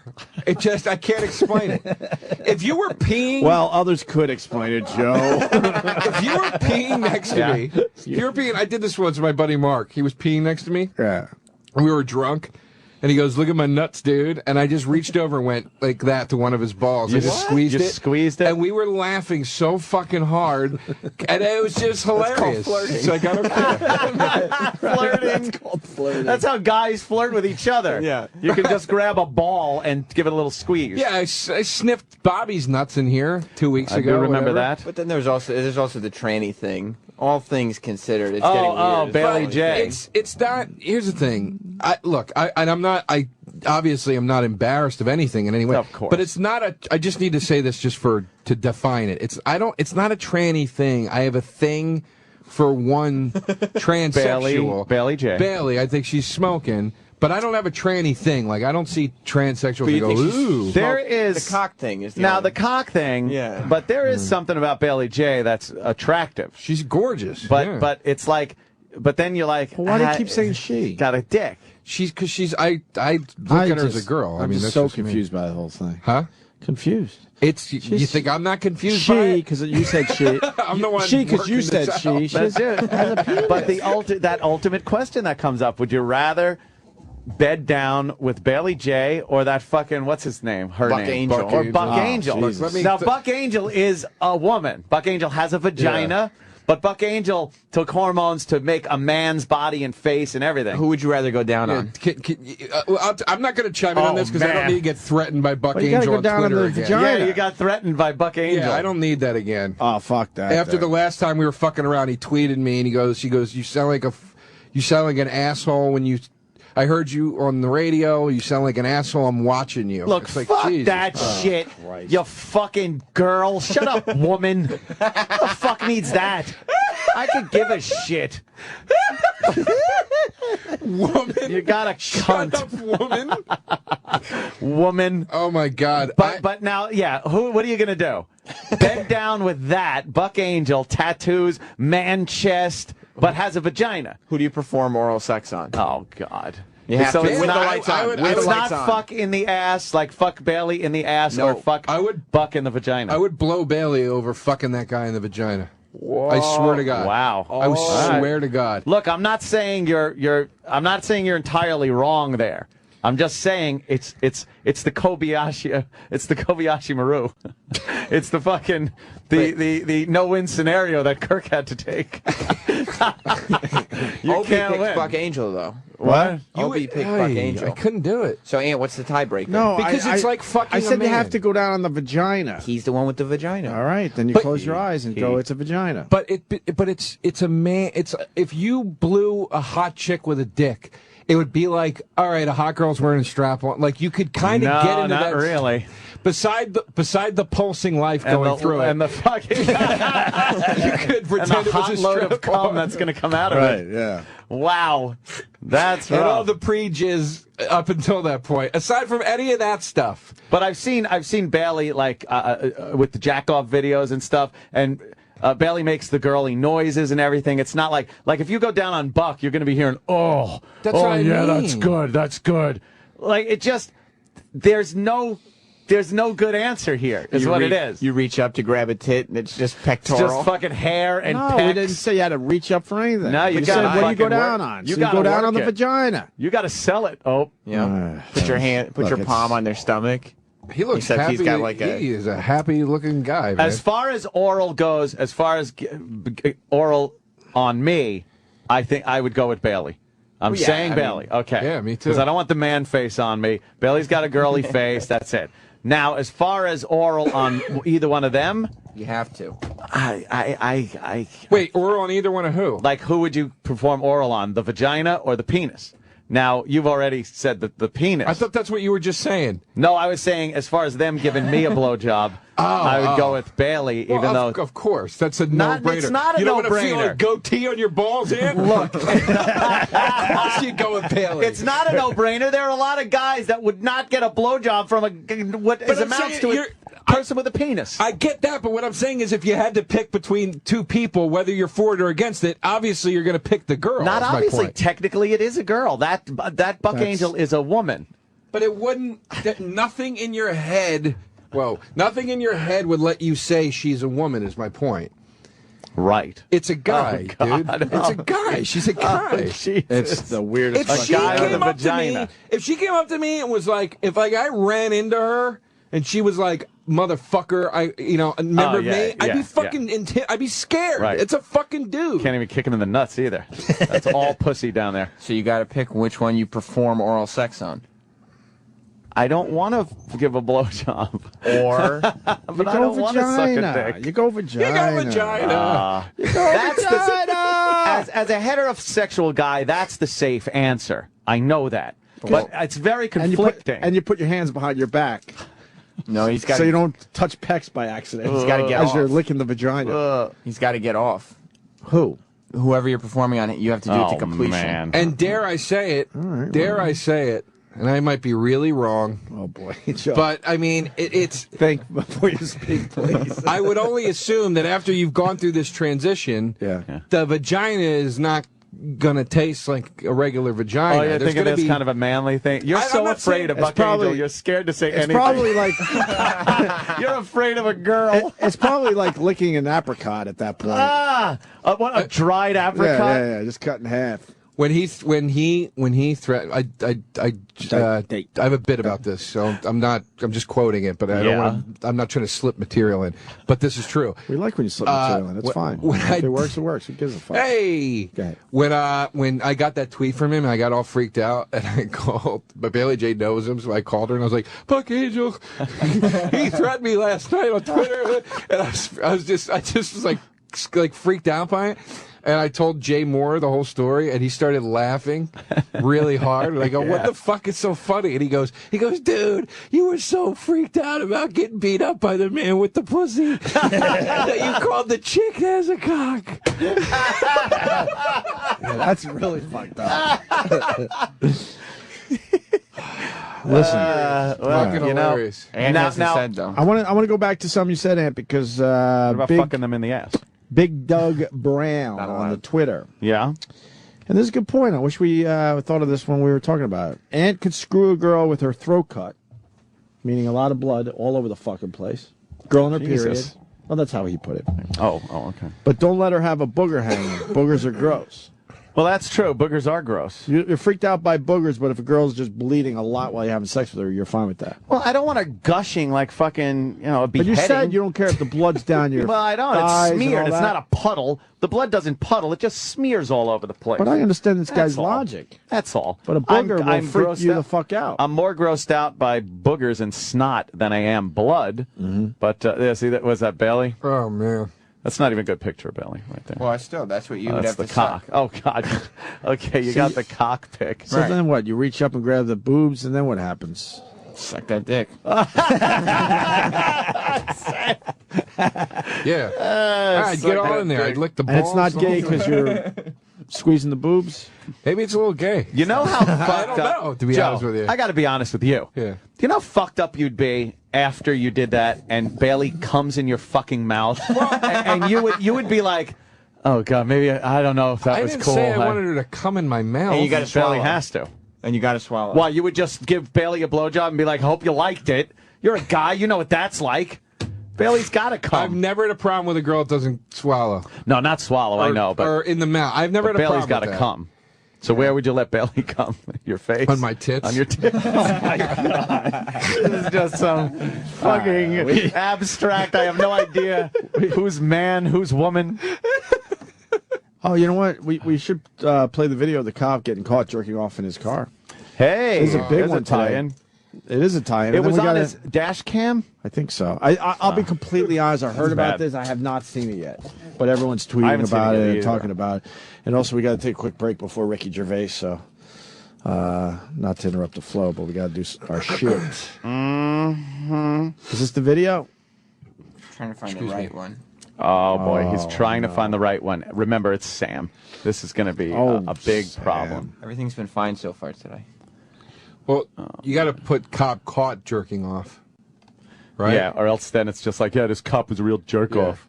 Trying to give me a fucking ticket. And Well, we got the audio. Where did they literally Where did they jerking grab off. the audio from? Someone else know? Or I don't know. Oh, No, caught. Sam, put caught in. Sam. cop caught? Yeah. Oh, Sam. Oh boy, cop. Oh, Caught. Oh. you are the worst. There it I is. got it. No, it's not. Yes, it is. This isn't the video. While on the job. Is it? Where's the video? Yeah, where's the video? Where's the you suck, Sam. Holy shit. Sam. I got the audio over here. Great. He was hired to protect and serve the citizens of Santa Fe. All right, But so he was serving his penis. Santa Fe News. It's a whole news story. You got it. Here we go. To surface against a former They're not going to Santa Fe show him police jerking sergeant off. suspected of masturbating in a squad car. Tonight, we got our hands on yet another police report accusing former Sergeant Mike Eiskant of harassing a woman. Our Gotti Schwartz has been working to figure out how much the police department knew about Eiskant's behavior and why the department did not take action sooner. 4 on your side. This latest victim is 18 years old, and she told police. This isn't the same thing. What it? is this? Sam? Oh, Sam. Sam, what is this? Sam. What is this? Although a pretty hot story, and we want the one where he's masturbating. God damn. Come on, Sam. Sam. All right. Oh, God. I didn't program. The Geico Piggy commercial. Kind of like the Geico Piggy. Yeah, the Kinda first like. one was good. It Where freaks was me wee, out. wee, wee I like. all the way home, but it is freaky. I don't like It it. reminds me of Animal Farm anytime I see a talking Oh, pig, yeah, so it yeah, always yeah, freaks me Hey, out. Animal Yeah. Farm was a good book. Great book. Good book. I didn't mind the movie either. I did. Supposed to be supervising other officers in the field, but our 4 on your side team has obtained some video that shows a Santa Fe police sergeant sitting in his vehicle having a very graphic sexual conversation with himself. Gotti Schwartz reviewed almost a dozen hours of the video. He's here now with what he saw and heard. Jesus Christ. 4 on your He was side. hired to protect and serve the citizens of Santa Fe, but now several women want police to protect them from Sergeant Mike Eiskant. Same thing. It's the middle of the day on January 24th, 2011, and Sergeant Mike Eiskant has forgotten his dash cam video is rolling. Oh, On the video we worked for more than a month to get, first you hear moans, then the unmistakable sound of a zipper. Eiskant is alone in his squad car. Based on what we heard, it sounds like he's looking at a picture of a naked woman on his cell phone or texting someone and talking to himself. Here is a sample of what he is saying. Oh, you're a big, beautiful breast, baby. I got juice, baby. Oh, Eventually, my the God. sergeant breaks away to respond to a call. This week, we showed the chief the video. He told us he hadn't seen it before. Do you see anything wrong with what's in this video? No. Well, again, I'm not in a position to comment at this point. I'll wait until the investigation is concluded.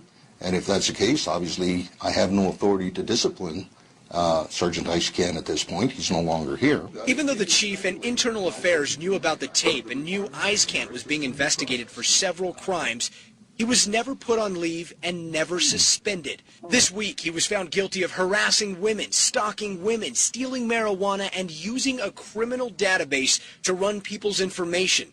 But despite that, Icecan is being allowed to collect accumulated leave until he officially retires in November. Right. Paid for by taxpayers. On Monday, we're going to dig deeper into this story and ask questions like, why was Mike Icecan given the number 69 as his official badge number and patrol car number? How much did the chief really know about Mike Icecan's behavior? Come on. And why, with so many of these red flags that we dug up, was Mike Icecan allowed to continue working as a cop? Are you kidding me? That's coming up Monday night at 10. That's great. Why 69? Get it? I would say because it was a coincidence. Yeah, that doesn't seem like something they would do on purpose. I love that they said that they talked about internal affairs. Like, that's... You're in internal affairs, and this is the fucking case you get. That's like, it. You think you're going to blow the roof off of some city hall big corruption thing. Yeah. Fucking Serpico shit. You got to fucking get the jerk-off cop. You're busting the J.O. cop. That sucks. Too good. All right, we're going to break because I think Ricky Gervais is going to be here very, very soon. Have you ever met Ricky Gervais, Joe? No, I'm excited to, man. Yeah, he's big, a good guy. Big fan of his work. I don't even know what he's promoting because he has so much. He's got so much going on. I don't even know which project he's working on. Which one? Season 3 of the Ricky Gervais show. On HBO? Yeah, that starts next week. Okay. Because this Sunday is the season finale of Life's Too Short. And then he's got the thing with Carl, doing the bucket list thing. Right. Holy fuck, he's got 3 hit shows. Yeah. All right, Ricky Gervais next. Sirius XM. You're listening to Opie and Anthony.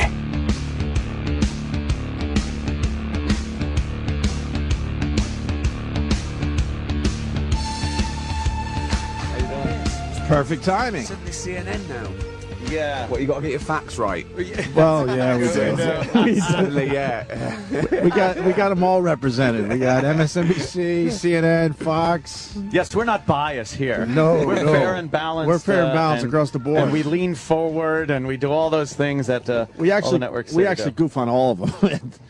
Yeah, I don't see how any of them are very accurate. No. Especially with all the news happening today. You're great on the Twitter, I got to say. I follow you on Twitter, and very good, very open and honest, and not afraid of a little controversy with the religious zealots out there. Yeah, I do get into some arguments with the odd fundamentalist. You know, they say the Earth's 5,000 years old. I say it's 4.6 billion.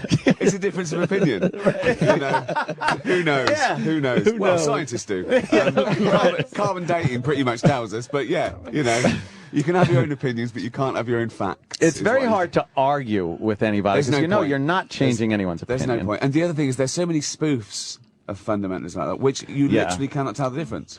Right. There's nothing you could make up more ridiculous than what these people believe. I mean, their whole aspect is I think clouded by episodes of the Flintstones. That's where they got a lot of their we're science dinosaurs and humans. We're together and we use big pelicans as garbage disposals and things like that. Okay. So yeah, and I also get things on Twitter like, "Oh, you're just doing self-promotion." I go, "Yeah." No, I want to be your friend. Here's my address. Come round. You fucking maniac. People have gotten they kind of lose touch in what this all really is because they call it following and friends and things like that. It really isn't a friendship. No, it's well, it's sort of a friendship you have with a film star when you're in jail for life. It's that one when you write them saying, right, are we married yet? No, we're not. No, we're not married yet. No. We had spoken a lot of times about how in the past it used to be very difficult to communicate with a celebrity that you liked. You take Clark Gable, you'd have to write a letter, know the address to send it to, write it literally with your hand, send it off. It would maybe get to a publicist if you were lucky, or the company he was signed under, the contract, MGM or something. You never got to actually speak with that person. But that's true of everything now. Now you don't have to write a letter. Now you can just sort of shout it from the streets, or your toilet wall gets read by millions of people. Everyone's got an opinion, and things blow up really quickly. So controversy that isn't controversy is now 10 times the controversy it would have been. It was an open letter that someone might have read or not, and now it's pretty scary, really. The restrictions, particularly in comedy, particularly with people like us. People don't see it as comedy a lot of times too. They take you very literally in what you're writing, not understanding the context and that you're a comic. And all of a sudden, another. We're in the decade of the apology, so another apology is necessary for something that you never meant ridiculous. to be Yeah, bad. it's absolutely ridiculous. It makes me angry, and it's got worse over the last couple of years because people think just because they're offended, they're right. That's by definition. They think, well, I don't like it, so it must be. So no one else should like it. Some people are offended by homosexuality. Some people are offended by mixed marriage. What are we meant to do? Just ban them because one person somewhere has got. That's their problem. That's too logical. Infuriating. But that's too logical, Ricky. You're too logical. That makes too much sense. Well, that's the thing about offence as well, though, because it's nothing to do with right and wrong. It's to do with feelings, and feelings are personal. You have the right to be offended in America. People forget that. You say it all the time. You have the right to be offended, but I have the right. But they to don't offend. understand that. You don't have the right never to be offended. But they think if I'm offended, then no one should be able to watch that show, listen to that radio show. The Educational Board of New York. 50 words they suggest to be banned from exam papers. One of which was dinosaur. Yes. Because it might offend someone. It might offend. Dinosaurs existed. They did. They really did. Yes. We know that much. And you could argue when they existed. It's crazy that the people that are the truly offensive ones are the ones that get so angry. It's like, it's always funny to me that a Christian will yell at you for going, I don't believe in God. They'll go, you motherfucker. But like an atheist would never do that to the Christian. If somebody goes, I believe in God, I would never go, I'll fucking kick your fucking ass now for saying that. We also get accused of being smug. But it's so illogical. And also this thing about it's not just Christian. I don't believe in any God. I don't believe, and it's nothing really to do with what religion you are or your spiritual belief. It's just whether you're an arsehole or not. Right. There are I've met arsehole atheists. It's nothing to do with that. But there's not many atheists who kill other people. You don't often kill in the name of no God. I think that's the big difference. It's so hard to refute facts. I mean, in ye olde days, it was easier for very religious people to say, well, this is what it is because I have my faith and beliefs. But as we went forward and learned that these things did happen, and technology got better, and we were able to say, well, there were dinosaurs, and they were around at this time, and the Earth was this old. Yeah. They had a harder time trying to bamboozle everybody into believing that, it's the way it was in the Bible. Well, that's the thing. This is the other thing. It's such a circular argument. You say, why do you believe in God? And they say, well, it says so in the Bible. Yeah, but why do you believe that? Because it says so in the Bible. Yeah, but why do you believe what it says in the Bible? It says so in the Bible. Oh, okay. Let's leave it there then. It really is an archaic way of thinking. Dinosaurs not mentioned in the Bible. No, that's what the Earth isn't round. It didn't say, by the way, it's a big sphere. A sphere with gravity, and it's just funny because all the thoughts in the Bible are what they knew then. That's weird, isn't it? Right. Yeah. Would you take anything that was written back then as fact? That we've proven them to be wrong on everything. Well, the information around now is 50% wrong. Right. Do you know what I mean? Yes. It's so back then, furious. Yeah. It's man. Yeah, it's lunacy. It's fucking.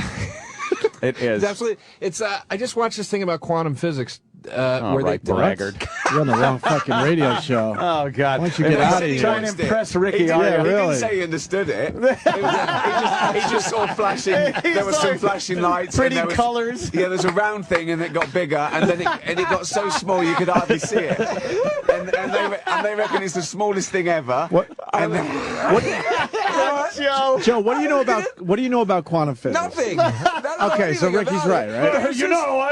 Ricky, by the way, I was watching something on the quantum physics. But to be fair, there's a phrase that goes around quantum physics circles. And it says, this is true. It says, if you think you understand quantum physics, you don't understand quantum physics. So, there you go. There we go. I certainly don't understand quantum physics. So he just saved your ass. The only reason I was bringing it up was that there was a part in it where they talked about when Columbus first landed with the ships and how the natives where he landed couldn't see the ships because they had never seen a ship before. And it took one of them to go, no, it's there. And then once this one guy pointed it out, they all saw it.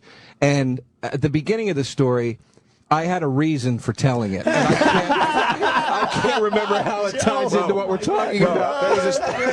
There was a show on quantum physics in England recently, and Carl Pilkington called me up after it and says, I've got a headache, right? He said, okay. He said, explain to me, like, I'm going to do it. Like, he's just watched an hour programme, and suddenly I'm going to, right? And I never know when to start with it. I said, what? He said, what happened before the Big Bang?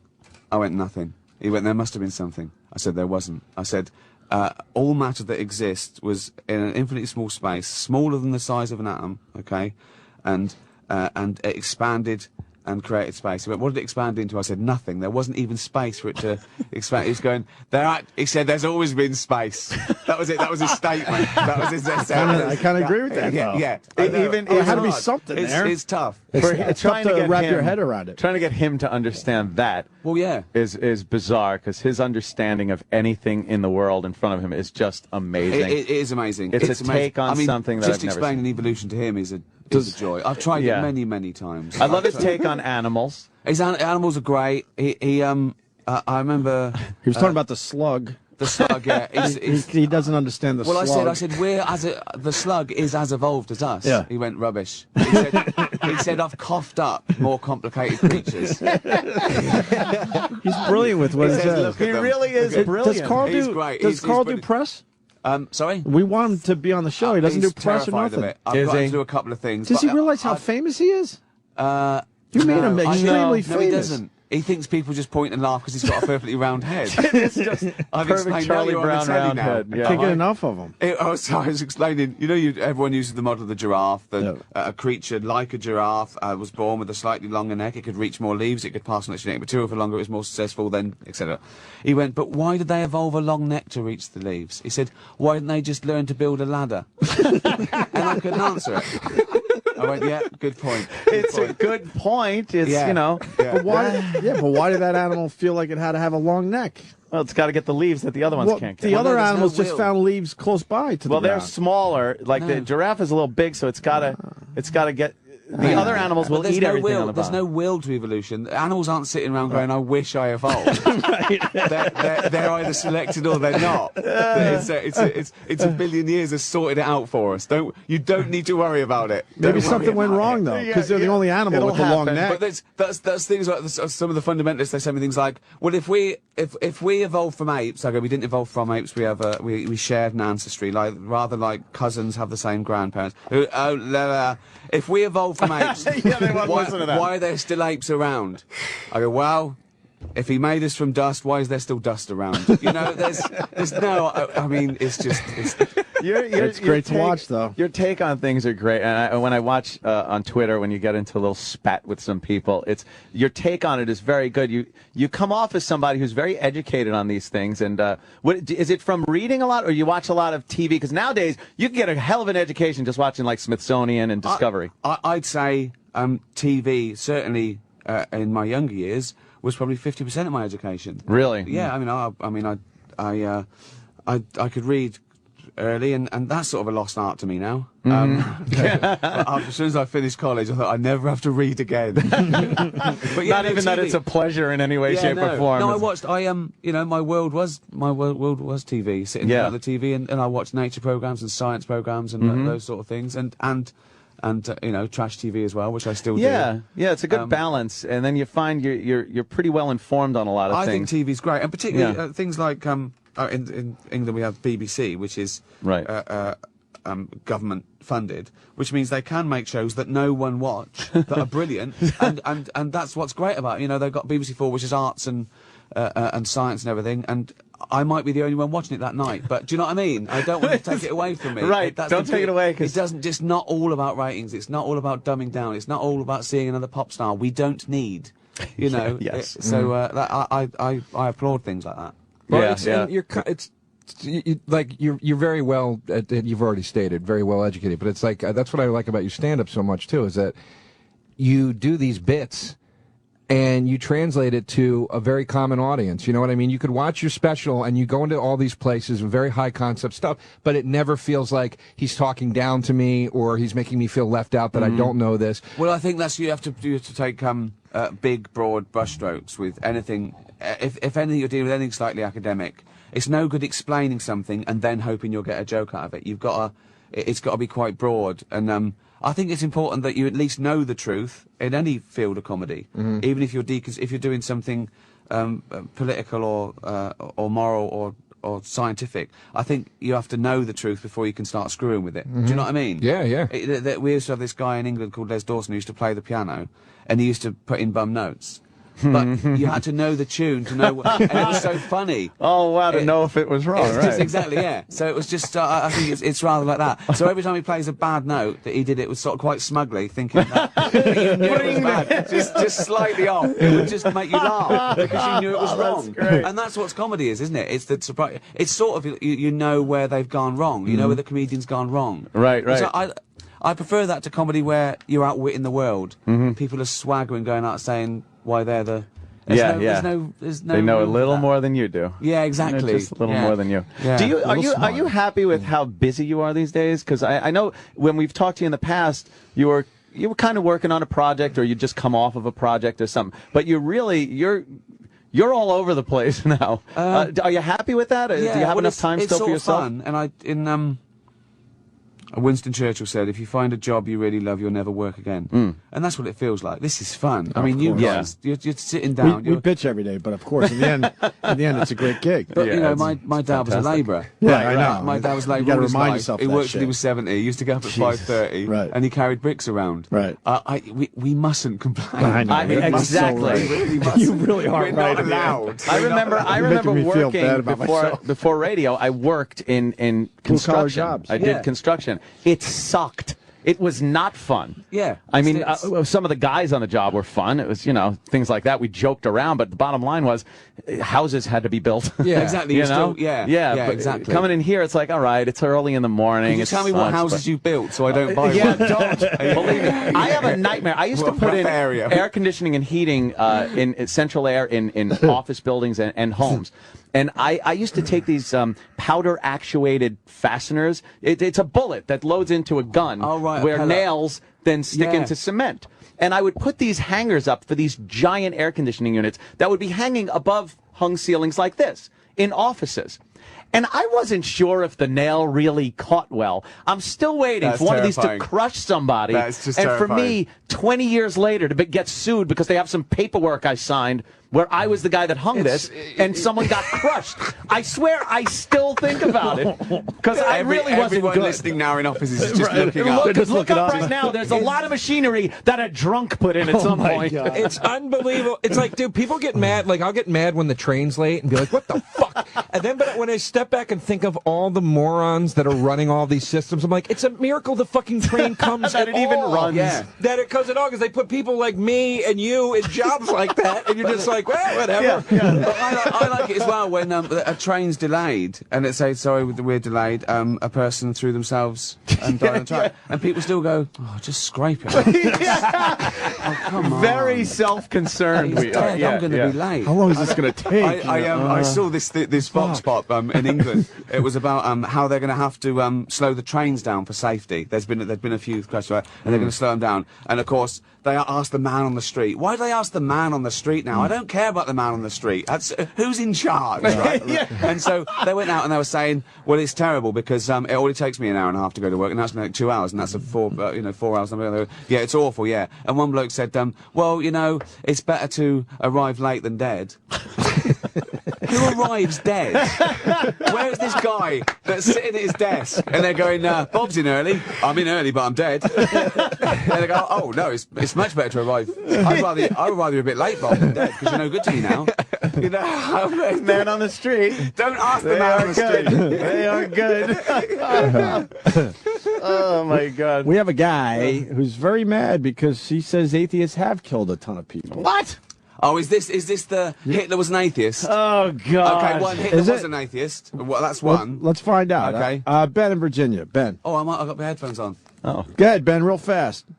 Yeah, Ricky, man. Atheists have killed more people than believers. Think about the Soviet Union. Yeah. Stalin. No, my point is, my point is they didn't kill anyone because they were atheists. Religion. Right. That's the difference. There are killers who are atheists and killers who are not atheists. There are killers of all religions and killers of no religion, okay? But the people who are atheists very rarely kill someone because there's no God. And this is what makes me laugh when people think that you can't be a moralistic person without God because there's no guidance of good, right? Which was mad. So I say, are you telling me that if suddenly someone said there is no God, you'd suddenly start going out and raping and killing because you could? Right. I don't believe in God, and I'm a good person because it's the way I'd want to be treated, and it's the society I'd like to live in. And a secular belief based on intelligence and logic and consensus is so much better than an old ghost said it once. Fair enough, but those atheists out there are oftentimes as belittling as the Christians are. Bill Muller's. But I wonder. I don't. Religiosity, I think it was. Oh, well, I think you can belittle a belief, but I don't belittle their right to believe it. I believe you have the right to believe anything you want, however illogical or crazy, but I have the right to find it ridiculous. Right. You can't respect a crazy belief. You don't respect a child that believes in Santa. You don't respect that belief, but you respect that child's right to believe it, and hopefully you grow out of it. The problem with religion is they don't grow out of it because they don't get a chance. And a child's brain is a sponge. It will take in what a parent tells it to, and that's a survival mechanism. Don't touch the fire. Don't walk off the edge. Don't be bad, or you'll burn in hell. That to me is child abuse, and I just think it's okay to have religion and spirituality, but I think it has to be their choice. That's all I'm saying. Wow. Yeah. Wow, Ben. Fair enough.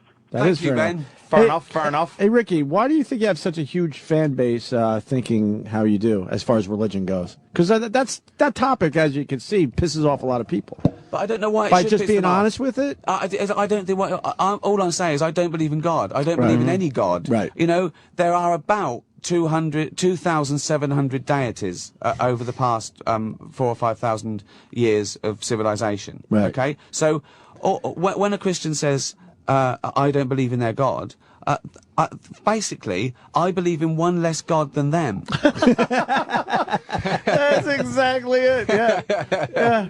And think of how many people are wrong. Even if one religion's right, boy, there's a lot of wrong people that are praying to the wrong God. I think God. that's why exactly, yeah. And there's this Catholics, for example, they believe you can't go to heaven unless you believe in this God. Yeah. So Hindus are all going to hell. Yep. They could be the nicest person in the world. They could be the most peaceful, righteous person on the planet. But because they believe in the so-called wrong God, they're going to burn in hell forever. Yeah. This is crazy crazy talk. talk. That's a tough one. It's crazy talk. Both said it. Crazy talk. Yeah. I agree with you. And I That's just a love, tough nut. I just love I the agree. concept too that an all-knowing God wouldn't, if you died and died an atheist and you wound up in heaven, that an all-knowing God wouldn't say, "I get it, dude. This is ridiculous." Surely an all-knowing. This is ridiculous. Well, either God. See, this is by definition the God that you know in this country worship is all-powerful, he's all-knowing, and he's good. One of those doesn't give because you take a disaster. He either couldn't avoid it, so he's not all-powerful. Right. He either didn't avoid it, so he's a bit of a dick. Right. Or there is no God. Right. One of those three has to be true logically. You can't have all of them. Are you gonna write a book on this someday? No. It would be a great read. I just like mouthing off on Twitter. You know, the reason Ricky's here is we got to make sure people know the Ricky Gervais Show Season 3 premieres next Friday, April 20th on HBO. I mean, I love the show. It's just an amazing thing to have that animated like that, and it gives the latitude to go into a complete fantasy world, but it's still you guys. We Well, that's know it. you are your characters. It was funny just to be in a room with Carl, just with hearing sure. him talk about his world. But now you animate his world, and it goes off to his flights, his of fantasies, his ideas, his diaries. When he's young, his diaries. He's quite amazing. It's and Merchant does a good job, obviously. Steve he's Merchant great. and yourself. There's three of us. Yeah, exactly. The chemistry is great. What subjects you guys talking about this season? The first episode is a doozy. It's when Carl has an idea for a movie, right? It takes him ages to explain it, and he pitches this to us like we're Hollywood executives, right? And then you get to see the film, and it's basically Tom Cruise dies making Mission Impossible 7, right? But production's already underway, and there's a bloke called Brian, who's played by Ted Danson, right? Who decides to take over Tom Cruise's body. So they put his brain in Tom Cruise's body. So Tom Cruise is finishing the movie, but it's the brain of Brian, this bloke. And that's the movie. That's the movie. I'd watch. It is. It's quite brilliant, actually. Are you gonna throw him out in the world again, or is he done with that? Yeah, we're doing a third season. Wow. Well, it's a special. I'm sending him around the world with Warwick Davis, the dwarf. Life's Too Short. Carl's going to do the Marco Polo route of cycling from Venice to Hong Kong with a dwarf in a basket. And the first time I pitched him this idea, he didn't say, "Well, that's ridiculous." He said, "So I'm doing all the fucking peddling." That was his first thought. It's too much. You can never know what he's going to say. You can never know. I told him recently. I said, I know he's fascinated with animals, right? And I said there's a program on it called The Truth About the Giant Squid, and Carl went, "Who's been lying about it?" Like this squid has been sort of maligned in the press. Now he's going on CNN to go, "Well, it's not true. I mean, I've never raped a crab in my life. I don't know where that came from. I can't get into jars. It's a fallacy." It's fucking brilliant, man. In a way, it's amazing. The logic of it. I was explaining to him that chimps are 98.6% genetically identical to human beings. I said, think of that, Carl, 1.4% difference. And Carl thought about it and went, that's got to be the arse. I love the idea that he's thought, these chimps sitting around going, if we can sort this arse out, we're human. If we can just get this arse sorted out. He doesn't get not literally a part of... Exactly, yeah. 1.4%. Yeah. Back to the arse. Gotta be the arse. In my house, we're obsessed with him. Like, what does his life entail when he's not doing projects for you? That's one of the episodes, A Day in the Life of Carl. We question him. Oh, great. And they've done it like it's a reality show where he's being filmed, and it's just fantastic. Is it just a boring life? You'd think it is, but it's the funniest thing. I mean, the things that gets in the diary, the things he does, he gets up regularly. Suzanne goes out, and we say, what, a little peck on the cheeks? He goes, no, I'll just tap her on the back of the head. Sometimes she tells me there's ham in the fridge. Like it's some sort of Pavlovian conditioning. I tapped her on the head once, she said ham in the fridge. It's such an odd little creature, you know. Well, what does he do? Can you walk us through quickly? DIY. As soon as his girlfriend leaves, he starts fixing things. He see, oh, that Really? tile's like, so he knocked the tiles off, and he knows he's got till she comes home at 5:30 to put the tiles back. He just likes DIY. Wow. He wants to work in a DIY store. I mean, everyone's after him to do TV shows, books, and everything, but no, I've got to do the kitchen. I've got to do the kitchen. Is there some OCD in there? He said, right, the weekend, I came out the weekend, Easter weekend, right? And he was furious. He had to do some emergency work because he's selling his house, okay? So he needed a carpenter, right? And he said, I couldn't get anyone. No one wanted to come out, right? None of them were available. I went, well, yeah. I said, but it's Good Friday. He went, well, how the fuck did Jesus ever get crucified? Holy shit! Like, the idea, they go, we got a crucifixion. Can you No, it's Good Friday. I don't work Good Friday. No, you've got to... It's just amazing. That's hilarious. It's got to be so just stressful to be him. Like his mind is constantly in turmoil. Well, he said when he was born, he said his mum said he could frown before he could talk. So he learned all the frowning. He said I was a sad baby. A sad baby. He was a sad baby. That's when it's easy. Oh God, that's fucking hilarious. You knew you had gold when you met him for the first time, right? But it's just little things he says that you can never predict. He we were saying about the earliest memory, and I was going, I don't know, 4, 5. Carl was going, no. I said, oh, he said, no, 7, 8. I said, no, you can remember back to your 4 or 5. He said, my parents don't even remember me back then. What does that mean? We were talking about doppelgangers once, like the exact script. Look at that. And he said, I'd hate that. I said, why? He said, how would I know which one I was? Brilliant. Absolute genius. God. No one thinks that. We thought it was too good to be true, like he was a comedian or an actor first. No, I totally believe it. Then you realize, but at first it's like, this is too good. He's like it 24/7, and I phone him every day just to find out what he's doing, just to get his slant on life. We're jealous because we're doing what we do. We find some quirky people. He'd be amazing, but you found the king of all of them. I think so. I feel like, honestly, sometimes I feel like Anthony Hopkins in The Elephant Man, just taking him round. Right. Well, that's his favourite film. Right, we're watching that. Oh, my God. You know the bit in The Elephant Man where he takes his clothes off behind the screen, and Anthony Hopkins is presenting it to all these physicians. Goes, look at the deformation of the skull, the spine, and ironically, the genitals are untouched. They are normal. Carl went, think of that. The one thing you would want like an elephant, and he gets the head. Just the thought of, like, the Elephant Man. He'd like one if the Elephant Man give me a big cock. At least give me a big cock. At least give me the elephant cock. Please, at least do that. Yeah, I know. Yeah. Fantastic. People want to know if we ever get to meet Suzanne. Yeah, a lot of Idiot Abroad fans checking in. Well, yeah, she does exist. It's not like Columbo. Right. But that's what we've done on the animation as well. Just so you never see her. But amazing. No, she's very nice and normal, and sometimes when he's talking, me and my girlfriend go to dinner with him, and here come up one of these things, and you just see her looking at him so affectionately. You know what I mean? Sort of so proud of him. That's kind of sweet. It really is. It's really sweet. Yeah. Did you make a concerted effort to get yourself in shape? Because I'm not. You aren't a slob or anything, but you were. We forget. You were a little heftier, let's say. Now. And now, I mean, I've seen pictures of you. Well, that's it. Yeah. I've seen pictures of you from magazines and He whatnot. drastically changed his look. He looked. That was 11. And he Ricky, just kept it up. Anthony going. I mean, you weren't a slob or anything. I was you just a slob. sounded so Long Island. It was hilarious. No, I wasn't a slob. Sorry. I ate and drank too much and didn't do enough exercise. That's how you get fat. It's simple science. You get fat if you take in more calories than you burn off. I've always known that. I knew it when I was fat. I knew why I was fat. No one ever gets fat behind their own back.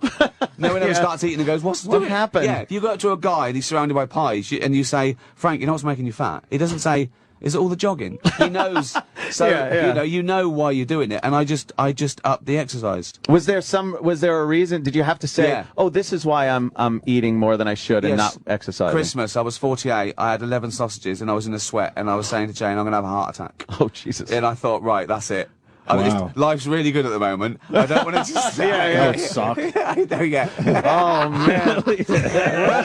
That would suck so bad. Was there a reason you were eating a lot, do you think? Was there any deep-seated bullshit? No, just being lazy. Not stress or anything I was like that? I was really thin and I worked out. I got my first job at 28, and then for the next 15 years, they were my eating years. I just got heavier and heavier, just very slightly. Just eating cheese, and enjoying food and stuff, and then you think you're nothing, which I still do, but I don't diet or anything. I still eat and drink too much. Then I work out like Rocky the next day. Oh, right, I just don't try to balance it out. Exactly, yeah. The only reason you want to live longer is to eat and drink more. Because, like I was saying, there are magazine pictures of you where it's like, wow, like Ricky actually is a sex symbol. Yeah, that's right. You got the hair going and sunglasses on and stuff, and you're in shape. It's like, could you ever imagine that at your age now, you'd be, as far as women go, more attractive than you were a few years ago? Thank God they can't see me going red. Also, those magazine articles, I should say that they've superimposed the elephant penis on me. That Did they do that? Well, that's good. That's why it's big, grey, and wrinkly. Are you going to make more movies or what? Well, I mean, I'm not making movies. I'm just busy at the moment, and I resisted it for a while just because I was making The Office and extras, and I did a couple. I did Ghost Town, Invention of Lying, and then I've just been doing Life's Too Short, and now I'm starting a new thing called Derek. But I'm not avoiding Hollywood. I sort of like to do my own thing. So unless it's right or unless it's perfect for me, I'm not running around being an actor for hire. Do you know what I mean? Yeah. Right. Well, it's always work doing your own thing. I mean, Jesus. Can you mention? I saw you tweeting about Derek last night. I'm confused. You're bringing that to America? Well, it's just a pilot episode that I put out. But if I do a series, yeah, I'd love it to. But it premiered in England last night, just right? a little one-off, yeah, and it went down a storm. It's about a guy. A group of autograph hunters. They're sort of outsiders. They're sort of those weird little nerds. You might have seen them. These guys. But then you sort of get to know them, and you realise that they're nice and kind, and they don't hurt anyone. And it's based on. We got a show called Secret Millionaire in England, and I always noticed that the people who they go into the find who needs money, and the people who are helping the people have got nothing themselves. They got terrible lives. Right. Oh, shit. But they're the ones that are dedicating their life to helping other people. Right. And I that's what gave me the idea. So I said it in an old people's home. And I don't know what it's like here, but in England, we seem to forget our elderly a bit. It's like it's the same here. It's the same. There's such an arrogance of youth as well, where they go, old. I go, well, that's the one thing that's definitely going to happen to you. I know. If you're lucky, you're definitely going to be that one. Well, that's why we don't want to look at it. That's why we don't want to look at it. We're like, we want to just make believe that's not happening. That's the foundation of spirituality as well, isn't it? We don't want to think that we won't be around anymore. That it's just done. We need some kind of... That's it, Or that people say, what's the point? Which is strange, because that, to me, makes life more precious. That's why I want to try everything and be kind and be, This is the point. This is the point. This is it, yeah. Animals don't sit around going, why are we here? They just go. They just go. They get on with it. Yeah, that's the truth. That's got too heavy, didn't it? No, I like it. It's great, but it is a philosophy that takes a lot of discipline. Well, it's also because it's such an unpopular view. Yeah, I'm the bringer of bad news. You're the Grim Reaper. Exactly. This is shoot the messenger. Yeah. What do you mean there's no afterlife and this is all I've got? Fuck you, shut up. That's I understand that, You will be shocked as shit, though, if you're standing before God and going, oh, no. Well, I'm just... Awkward. I'm just creating a new show based on that. Oh, really? I'm creating a show with Clyde Phillips. Stop creating. Yes, making us all seem lazy. No, that's what I like. You're an overachiever. I like the creating, then I get bored with it quickly. Creating move on exactly. Yeah. I've created over 1,000 shows this year, and I made one of them. That's healthy, though. People want to know if you're hitting on Ricky Gervais, Ant. Well, you know what? He's an attractive man. Okay. And I enjoy his shows. His philosophy and personality are very good. So it's my mind, mainly. I guess, yes. You don't treat me like a sex object. It's a combination of the two. And, of course, back in the days when you were with the band, wow. Very mod look to you. I couldn't have gone to prison then, could I? Oof, that would have been a rough time. Now I think I'd get away with it. Rough time for you. Now I think I'd be left alone. You think you could just go to the cafeteria, go to the laundry room, and alone with nary a problem, right? I'd like to do their taxes or something. Sucking your cock is good, but how about this? What if I save you on your VAT? We should ask him. Right. We should ask him the question we were trying to figure out earlier. I just thought of that. And this would be perfect for Carl, actually. Yeah. You want to explain really fast? So there's a transsexual. That question, yeah, right? Yeah. All right, there's a transsexual woman. Used to be a guy, now she's a girl with a cock named Bailey J. Hold on, sorry, I've got to get the chronology right here. Wait a minute. So punch up the picture. So what was Sam. she born? What was he born? She's born a man. She's born a man, right? Now she's a girl. Okay. With a dick. She still has the dick. Okay, right. Okay. Yeah. And he considers it's a pre-op transsexual. Basically, yeah. She's got tits and everything. Yeah, hormones, but nothing. Not that one. Everything girl. Get a hot one. Yeah. Get a hot one. And I'm obsessed with her. I think I don't have a thing for transsexuals, but there's something about her I find her incredibly attractive. In the balls. I don't know. Go to the one down. There's something about her. You know, there's something about you that's so different.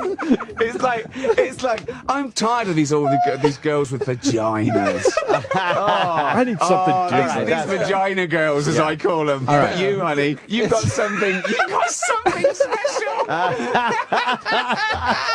It's a challenge. Can I just say I'm not laughing at this person? I'm laughing at his obsession and saying. Well, we've been laughing at him for a while about this thing. We'll all be apologizing. So she has a fully functioning penis. Fully functioning penis. Now she's got she fully functioning. What are all the functions that this can do?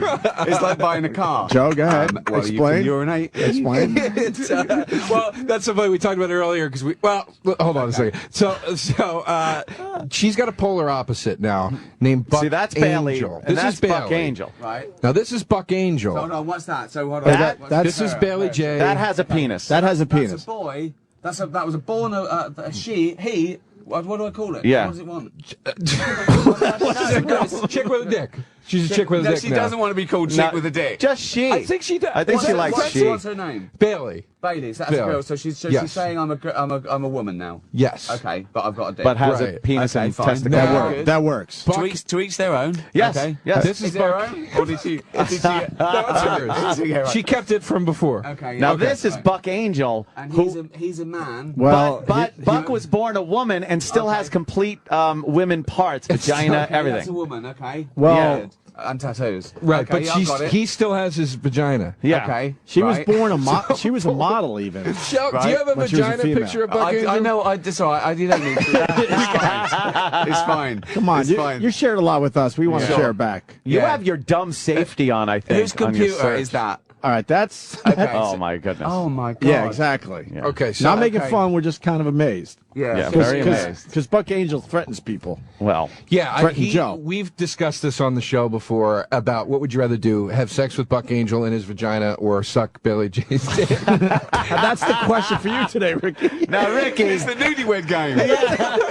So this is the question. Let's bring back the newlywed game, but with questions like this. This is the question. How long have you been married? Oh, we've been married 1 year. Okay, well, this is the first question. It's very. Asked your wife. Look, your husband said. Look, we understand it's not an He easy. definitely suck a dick. He definitely suck a dick. The funniest part, when we first did this discussion, Jim Florentine was here, and he goes, "Come on, what would you rather do?" And he goes, and I go, "I guess I'd suck her dick," but I go, I couldn't swallow. And he goes,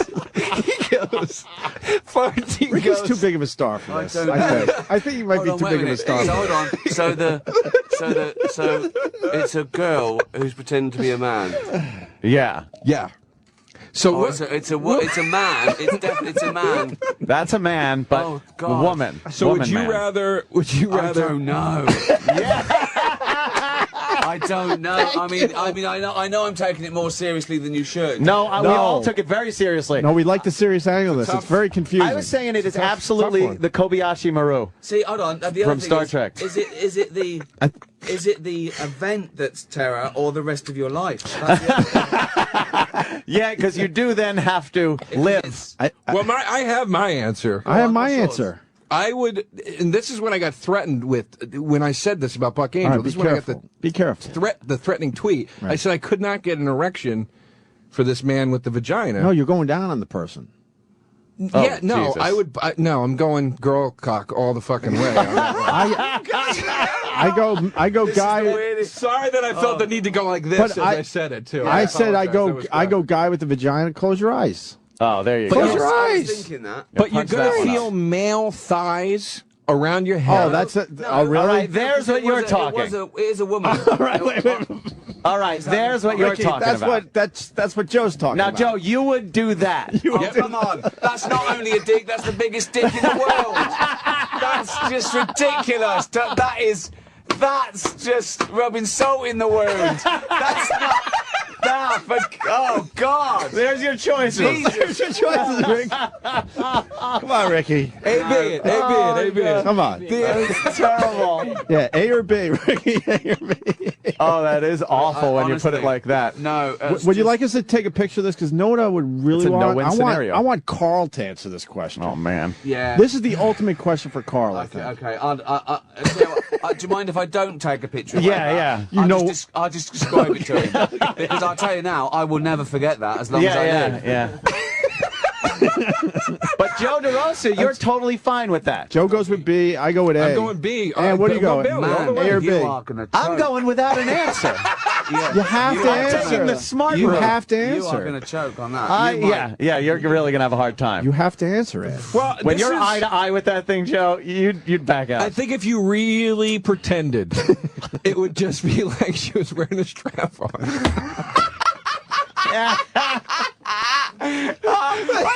I love the fact this started off with me being an intellectual and talking about quantum physics. That's the beauty of the Are you going to show. ask the same questions to Stephen fucking Hawking when he's in? That's where the question came from. It came from that physics documentary that I watched. They posted- Unbelievable. I would suck the dick. My universe is expanding. Good. Holy shit. That's terrible. Another highbrow conversation. Exactly. Exactly. Exactly. And Anthony. I hope we didn't push it too far Every with day you. is the end of my career, but usually it's my own fault. We really brush right up against it. I hope we didn't, And if you're Joe, you put it in Go your too mouth. far with you. It's Ricky Gervais on Twitter. Yeah. Ricky Gervais on Twitter. Obviously a great one to follow. Yes. And he does balance it out with the plugs and the please. and the good tweets. He's a great follow. Yeah, we talk about how some guys just all they do is plug, and those suck after a while. That's what Joe used to do. Like Louis fucking C.K., a friend of ours. Yeah. You're right. Are you going to be a joke every once in a while? Are you going to be on Louis' show at all? Oh, I've done it a couple of times. Yeah, I know. I've seen the ones you've been on. No, I love that character, Dr. Ben. It was great fun, and it was. I like the way Louis films. He films like me. 9 to 3. That's good. He does it because he has to drop his kids off and pick them up. I do it because I just, I've got Why things spend to that do. much time? Right? You're a busy man. Yeah. That doctor character is fantastic. Just with It was the great, lying. really great fun. Yeah. All right, listen, Ricky Gervais, God, we love that you still do our show, man. Yes, we really thanks. appreciate It's that. great fun. The Ricky Gervais show, I've still season got 3. just before, sorry to interrupt you, and you're no plugging worries. my show, but I've still got the phrase, it's girl cock all the way. I mean, that's pretty much the T-shirt that I want to see around the world. It's girl cock all the way. You can have the copyright. Yeah. It's girl cock all the way. Yeah. A new album. Please ask that question to Carl The for Jay us. Leno. Welcome to Girl Cock all the way. That's fantastic. No worries, man. The Ricky Gervais show, season All the 3 way. premieres next Friday, April 20th on HBO. Thank you, It was a guys. pleasure again, Great, man. That was great fun. Yeah. Thanks for coming in. dear. Are we I guess done? we're done, I think too. we're done. I'm gonna wash my eyes out. Yeah. Should do that. Joe, you got anything? Joe DeRosa? Joe DeRosa Comedy on Twitter. CDs on iTunes, please. All right. Cool. See you Monday. Thanks, Have a great man. weekend. Ricky Gervais, everyone.